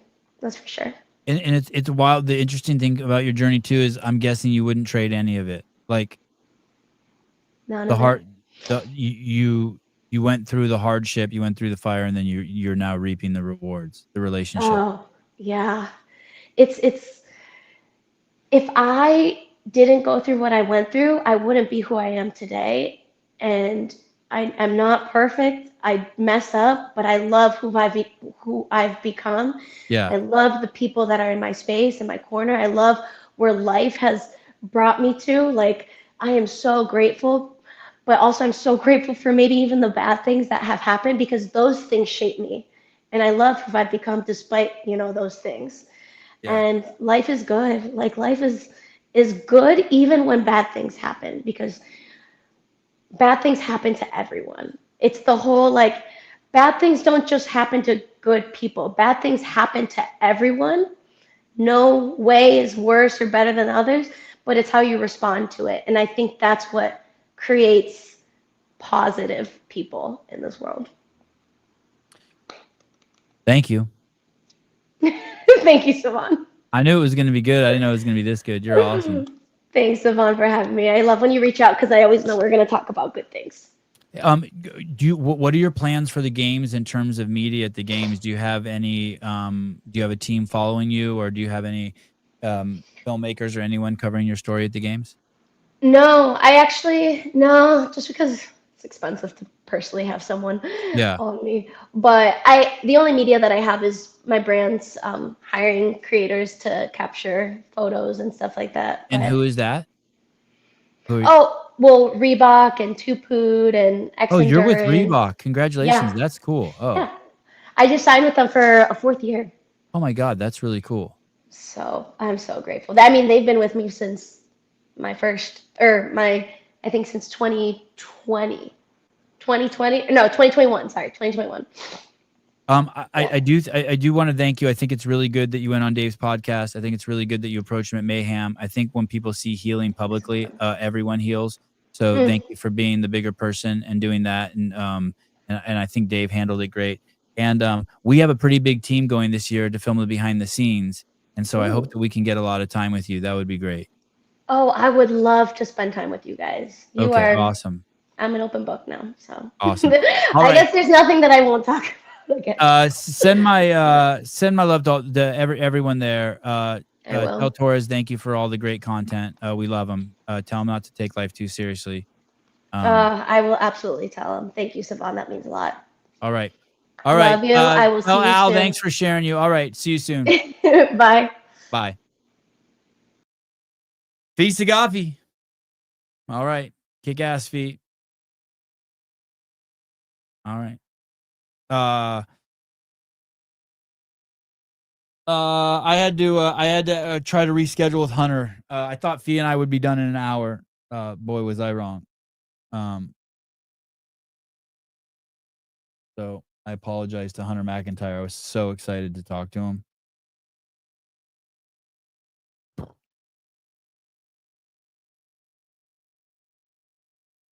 Boy, oh boy. She is wow. Wow. Let me just sit with this. Not bad, 7. Oh my god, chubby.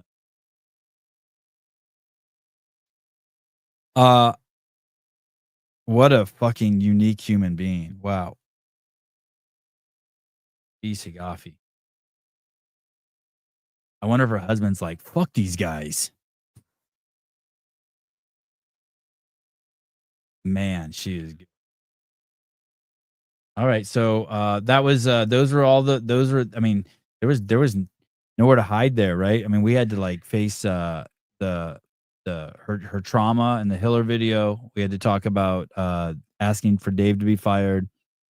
And then the Matt Torres Daniel Brandon heartbreak. Holy cow. Devon looks like he needs a cigarette. The crank callers are calling in fucking like crazy. That's always fun during the show. Yeah. The Hiller's video is something else. It is a very, very quick 40 minutes. No, Hunter, unfortunately, the Fee interview went too long and I lost Hunter. He had to go do shit. But look, I think we're gonna reschedule for we're definitely gonna reschedule. Oh shit, he said he'll come on for a whole hour. Hunter can be squirrely, you know what I mean? Like he just comes in, he's like Dave, he just comes and goes when he wants. They gotta like oh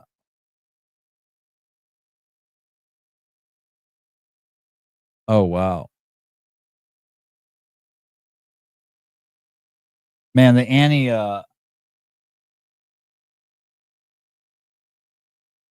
wow, the fucking Annie Thor's daughter thing. Holy shit, man. He done fucked up. Talk about spending all your fucking equity and your trust equity in one fucking kaboosh. Everyone's chiming in on this shit. I don't know if you guys followed this, but man, and then that's the fucking weird part about the haters, man. No one respects you because Frank, even you tried to jump in and got fucking ass pounded.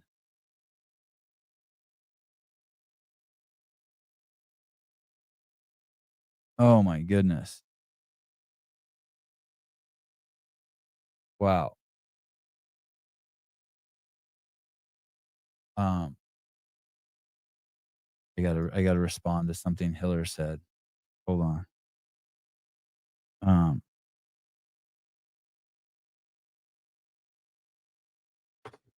Hold on. It's crazy how much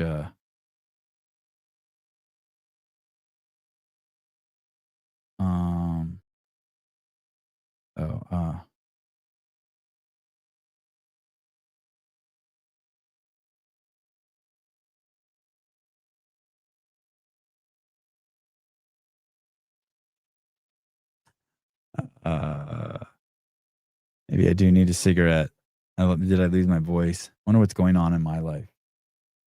I lost myself. Yeah, so I guess Annie went on some podcast. I mean, the clips I've seen, she was just spewing bullshit. And by bullshit, I just mean like nothing's grounded. She lives in the clouds. It's like speaking to a 2-year-old. Everything is, I feel this, I feel that.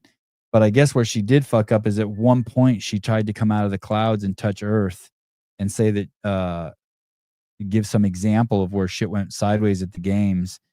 And she suggested that there was no water at some event where there was water, and she's just getting fucking destroyed. Maybe that's why people stay in the clouds and they never give anything succinct or grounded because they're afraid. They're afraid they'll get ass pounded.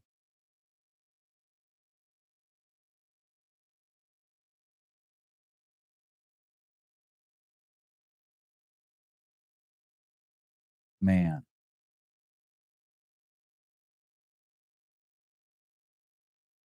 What is this?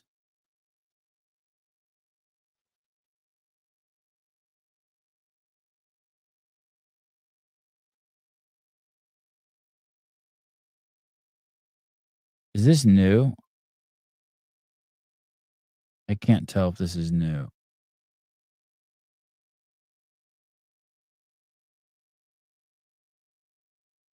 Is this a new video? How do I play with the audio? Where the fuck's the audio? Oh, here. It says, "May a man who is not sure of me never find me again."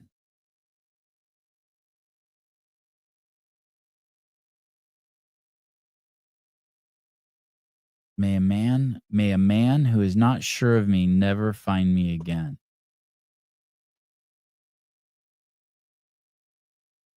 I don't know.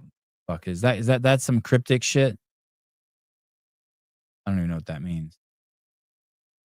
That's exactly why they won't share their examples. Yeah.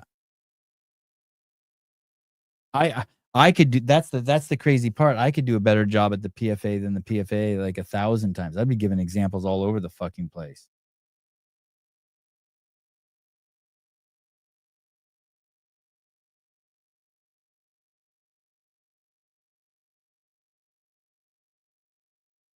I guess people are suggesting that the gooch didn't tap it. That the pooch didn't they didn't. So Jeffrey Birchfield, I guess I'm wrong. Maybe she can't be pregnant because now I'm getting word that he didn't tap it.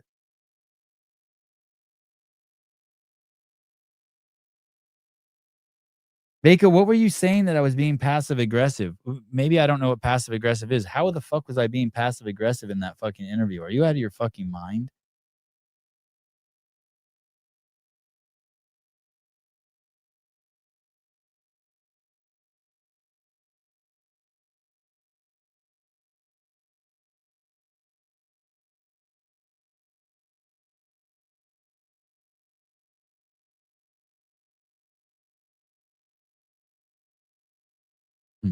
All right.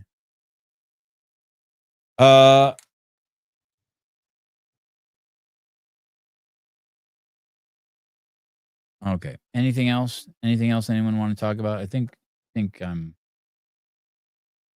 just about reached. I feel like I've done my job for the day. I can just go play in the garden and play with my kids the rest of the day, right? Oh, you guys want to see this? Here you go. This happened in the I don't know what city this happened in. We can do a little bit of miscarriage talk if you want. Here we go.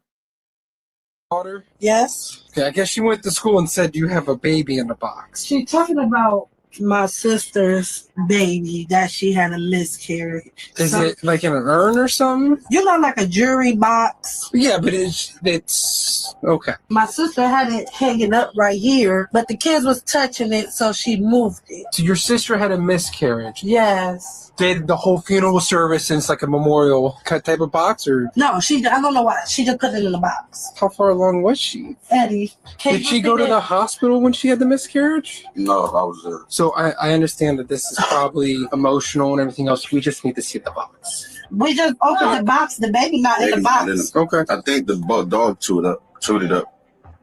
Nah. Yeah, I broke down one night because the baby was gone.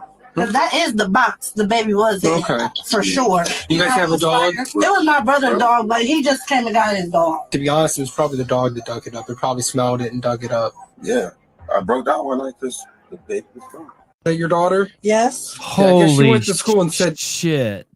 Holy shit. Oh my God, Augustus, that comment that you said to Mike Halpin was crazy, dude. When you said, can I get a timeline on Emily Rolfe's elbow? Oh my goodness. Okay. So there's that. I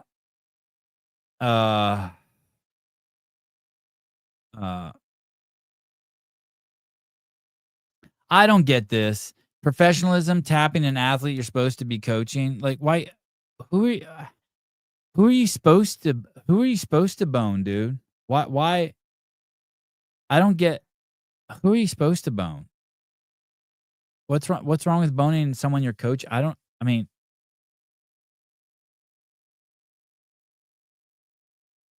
No fucking way. They don't even care the dog ate the baby. I mean, it was a miscarriage, right? So you have to think that was a baby that was, I guess this is all in the same topic of boning and what happens when you bone. They boned and there was, just, I don't know. In my mind, the baby came out at like 3 months. And so it was like, I don't know. How big is a 3-month-old baby? Like this big? Like a softball or something? A tennis ball? And so, so then they put it in the box, and I think a lot of people keep dead. Like, I think that's like been part of history for a long time. People keep my dad said when his 2 brothers died, I mean, they died when they were older, they were kids, but he said both times when they died, you keep the body in the living room. My dad's house only had 1 room, 10 brothers and sisters in a 10 by 10 concrete hut, no electricity, no running water. But when he says his brother died, they just put him in the room for a few days, and you sleep in the same room with your dead brother for a few days. I think that's like, I don't know. I think that's just what some people do. Reminds me of when my dog ate a newborn rabbit and then puked it up in the living room. Taylor and Bryson bone. I don't know what that has anything to do with anything. Trainers end up banging clients. Yeah, I mean, I don't. Bob, what's your deal, dude? Like, I was thinking, Fusile bangs her trainer. Doesn't Kyra bang Kyra or Annika? One of the blonde girls, short blonde yoke girls, does Kiefer. Shane rails Tia Tumi Ur. Torres, Danielle Brandon. Rich Froning bang. No, not Rich. Facundo bangs Austin Hatfield. I mean, like, I don't know. Seems normal to me. I mean, people got to fuck. Fee has always been super positive and inspiring. Keep doing yo thang Fee. Rory. Oh, Rory's coming on the show soon. I wonder if that's tomorrow. I banged the owner of my first gym. There you go. Not because you wanted to, but because you had to. God, I would pay to see you bang Graciano. That must be crazy. I hope you only have standing sex. I hope you know how lucky you are for how strong you are. I hope you, seriously, you should have as much standing sex as you can if you can do it. caring, just, you know what I mean? Like doing odd chores around the house while you're just balls deep in someone while they're straddling you. Taking phone calls, making a sandwich, just all that shit. So anyone who has a spinner or who's like Graciano, like,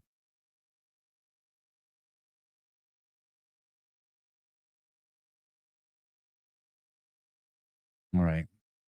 I wonder if Rad is going to be able to convert any of this. Like that's what a Danielle Brandon needs to do. She needs to like capitalize on this and make something funny that sells shoes now.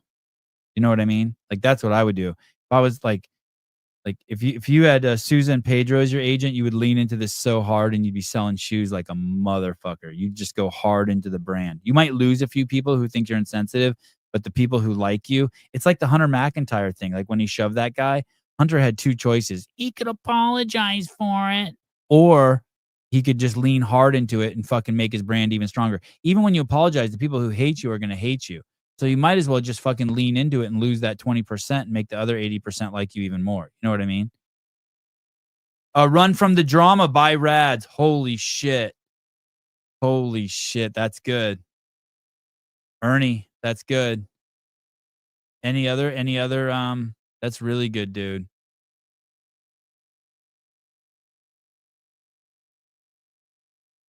Oh, that's good. Sevon is ruining Judy. Oh, let me see what you're corrupting me. Oh, good. Good, it's fine. Let me see. Oh, what did she say?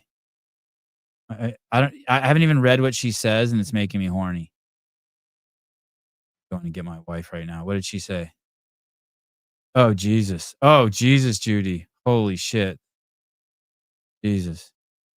Jesus. Judy stepped out of her lane. Someone put her back in her lane. You're not free here, Judy. Oh, Gucci shoes. Wow. Wow. Wow. That's good. I'm going to write these down. I'm going to send these to, I'm going to text these to Danielle. What are they? Gucci shoes. And Rads, you can run from Rads the only shoe you can run from your drama. What's the drama sign? Run from the Drama by Rads. Oh yeah, run from the drama. Run from the Drama by Rads. Gucci shoes. God, those are so. Hey, Gucci shoes are shoes you wear that when listen, you know how some shoes they have like that side on them that's supposed to protect your shoe from the rope climb or give you grip on the rope. Gucci shoes could be shoes that are so soft on the side so that when you have your ankles pinned to your ears, the shoes don't hurt your ears. They could be like furry. You like that? That would be awesome. Just like really soft felt on the side so when your fucking ankles are pinned up by your ears. You're going to have to get a different model for that. But you know what I'm saying. Yeah, I like that. You can see him. Okay, Mr. Blacksmith. Scene opens with Danielle Brandon sneaking around a room looking for a shoe while a dude's asleep. Then she laces up and jumps out the window and sprints down the street. Oh, I like it. I like it. Today's my girlfriend's, Mr. Chang. Today's my girlfriend's first day of school, and she's in an accounting class taught by an Asian teacher, and she said, babe, he sounds like you. Oh, there you go. Rads, real athletes do sex. Wow. Wow. That's another good one.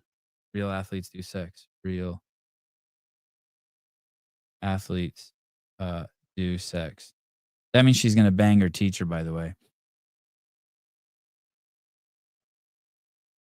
Oh, shit. Some stuck videos where she gets stuck trying to get some rads out of the dryer. That's good. The run of shame. Oh, that's another good one. The run of shame. Rad, the run of shame. Or no shame.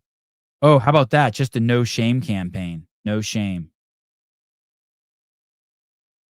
No shame campaign. That's good. Those are all good. The run of shame. The run of shame.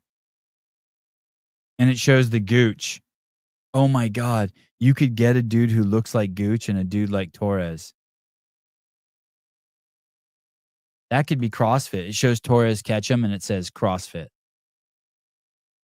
Long distances, large loads, quickly.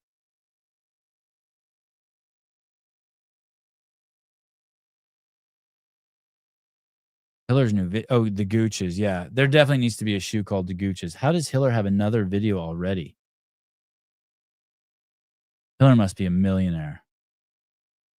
Hiller fit. I bet you if Hiller had a Bible channel, it would get way more views. He needs to do more Bible stuff. Oh, they've lost their minds. Holy shit. It has 4,000 views in 1 hour.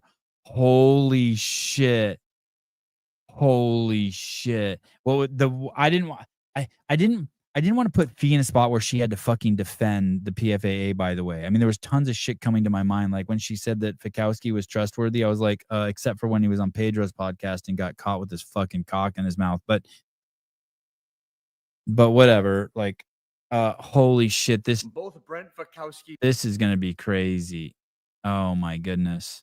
Both Brent Fikowski and Annie Thor's daughter have been on the podcast tour as of late. Brent Fikowski isn't dumb, and I've been inspired by Matt Souza. Just did a live show, and there's a reason why I started making these videos in the first place. For those of you who've been around for the past... Did you get a new camera, a new lens, or new lighting? How come you look so good? 3 or 4 years, you may... Are you eating different? Remember the... Oh, shit. Hey, I'm willing to bet $500 that his chick just gave him some sort of facial treatment. I'm fucking so willing to bet that. I'm so willing to bet that he had some sort of skincare by Alexis. I'm fucking so smart. God, fucking smart. I guarantee you that's what happened. 630. I guarantee you that's what happened.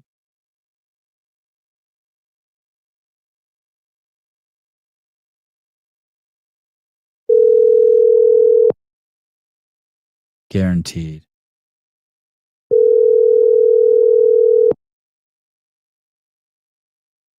What's up? This is Andrew Hiller. God damn it. Sorry, trying to say that. Cheese and crackers. Okay, we'll call it a facial. Yeah, he got a facial. Oh, you think it's post nut clarity? Anyway, he looks good. He looks all shiny and shit. He looks like Fee. Maybe it's some of that God shit glow rubbed off from Fee to Hiller. Message that was, I want as many eyes and ears as possible so I can tell you the things that need to be heard. I'm doing this because the more people that I get to listen to certain things, I can make all the videos in the world that I want. I can say I missed that car. Everything that I want. But if I have 10 subscribers on the channel, what good am I doing here? And I remember when I was at the affiliate during the entire Greg Glassman debacle, my opinions didn't resonate with everybody else's. I remember everybody throwing up the black squares, and I was just thinking, where are the people? Wow, he's Sarah Sigmund's daughter, Travis Mayer, Tia Claire Toomey, Julie Foucher, Aramo Tams too, Chandler Smith, Noah Olson, Matt Chan, Rich Froning, Katrin Davis. Hey, at least 3 of those people I've heard do things that they think people want them to do as opposed to what they want to do on that list. Just crazy. CrossFit New England, Invictus, Lynchpin, fucking Sherwood, Jesus criminy, Romwad, Life Aid, Rogue, Noble, Reebok. God, Hiller's making me hate everyone. People talking on the contrary. At the scene in Gladiator, it's like, is there no one else? There's a Buttery Bros clip of Andy and Katrin at Wadapalooza talking about how they were going to be doing the open, how they didn't agree with the ways to cross. Oh my God, this is going to be so amazing.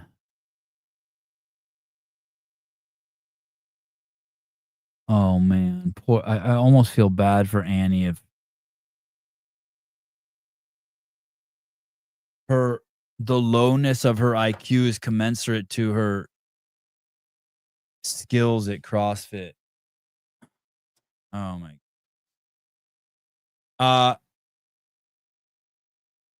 Tired of seeing these athletes trying to destroy the thing that made them. I love Rich Froning because he continues to build up CrossFit. He opened a CrossFit gym unlike Fraser. It is crazy that they try to destroy it under the guise of trying to make it better.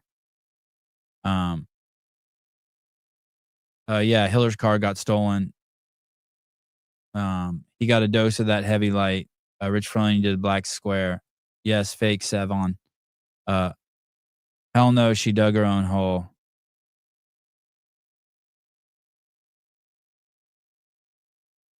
Yeah, what a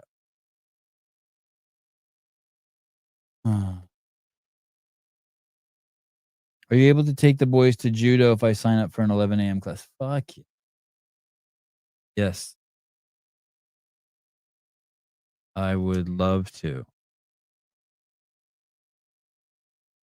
If you have kids, you have to have a place for them to work out. It's so crazy. Like, it's just crazy.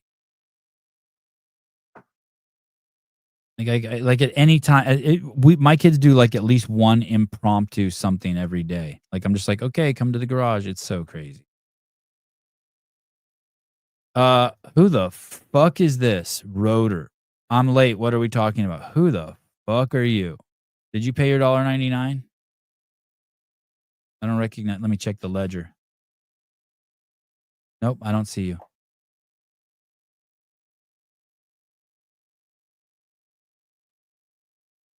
Vindicate. I don't care if Gooch hit it or not. If you are dating someone,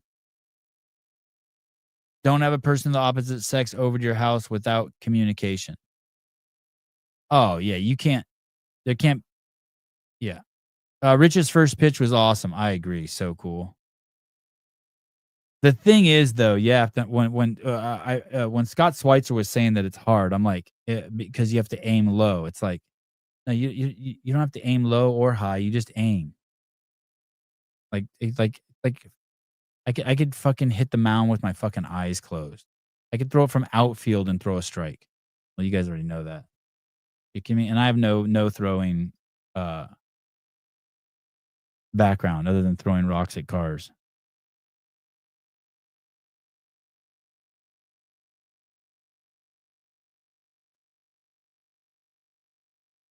There's these group of idiots out there who I guess they work for podcasts and they work for influencers, or I don't know who they are. They work for people who write books, and they try to get their agents, and they try to get people on podcasts. And so every day I get a letter that's so clearly written by AI, and it's like, "Oh my God, I saw your podcast on blah blah blah. It was so concise in the way you talked about blah blah blah. I have someone who would be perfect to also talk to you about blah blah blah." And it's the same formula, and it's obviously AI has done a synopsis of a workout, but the person lies to you and says that they watched the podcast. Like it's so stupid. Sevon, when is Kill Taylor coming back? Wow.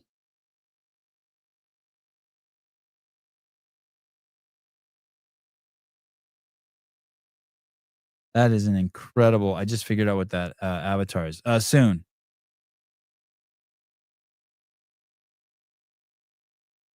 Soon. I don't know. Soon. July. I want to say, let me look at the calendar. I want to say July 21st. Is that a Saturday? Is the 21st a Saturday? I want to say the 21st of July.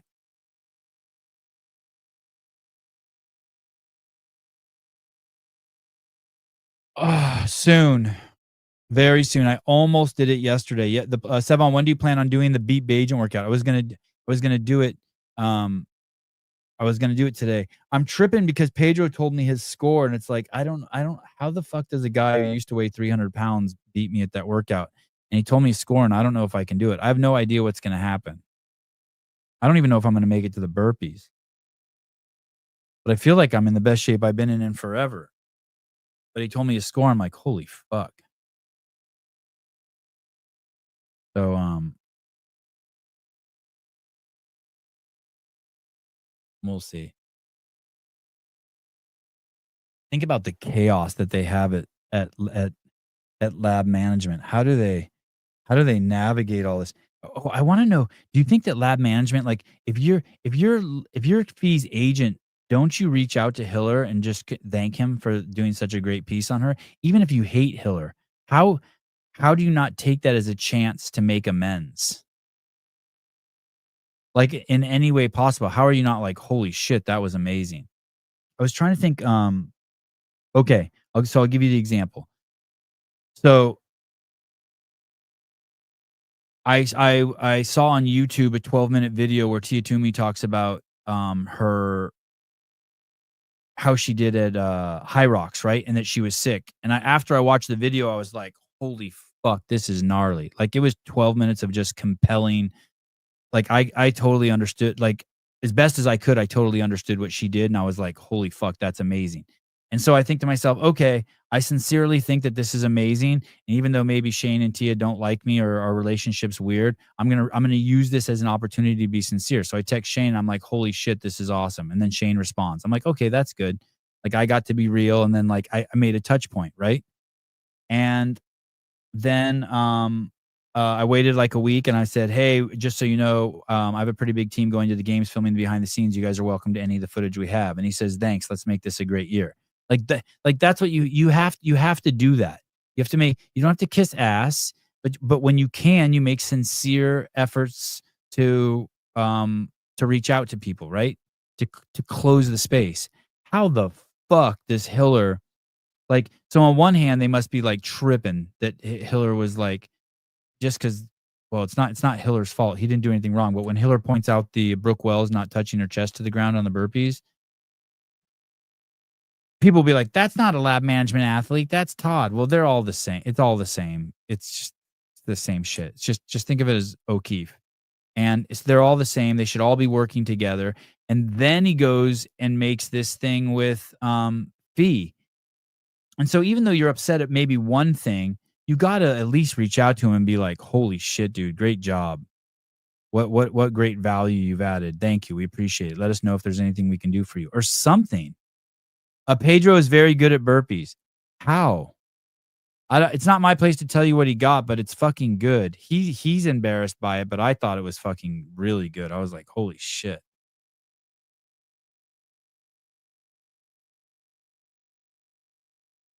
And whatever score I get, I promise you, I do not.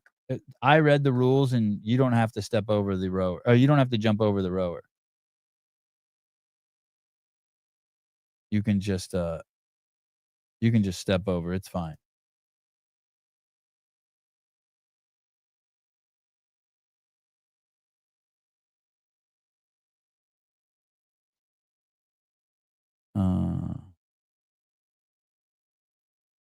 Someone just sent me a picture of Gabby Magawa. She looks like she's 9.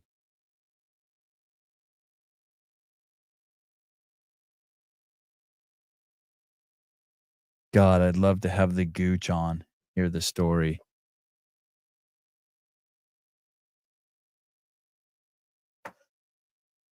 Didn't he do like 100 burpees every day for a year? Yeah, I don't know how he did that either. That's crazy.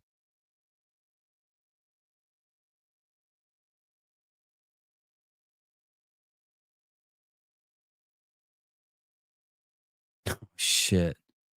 I'm sorry, Pedro, for saying this. Pedro is great at burpees, but not good at taking showers. Holy shit. All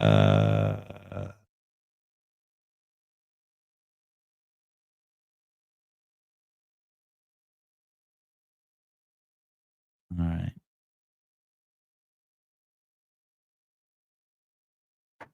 Thanks, guys, for hanging out. Did we miss? Did I already miss? Like, wait,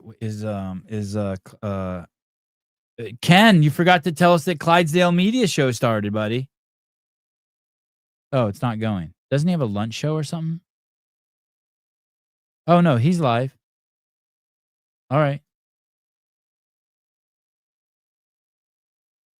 Okay, here we go.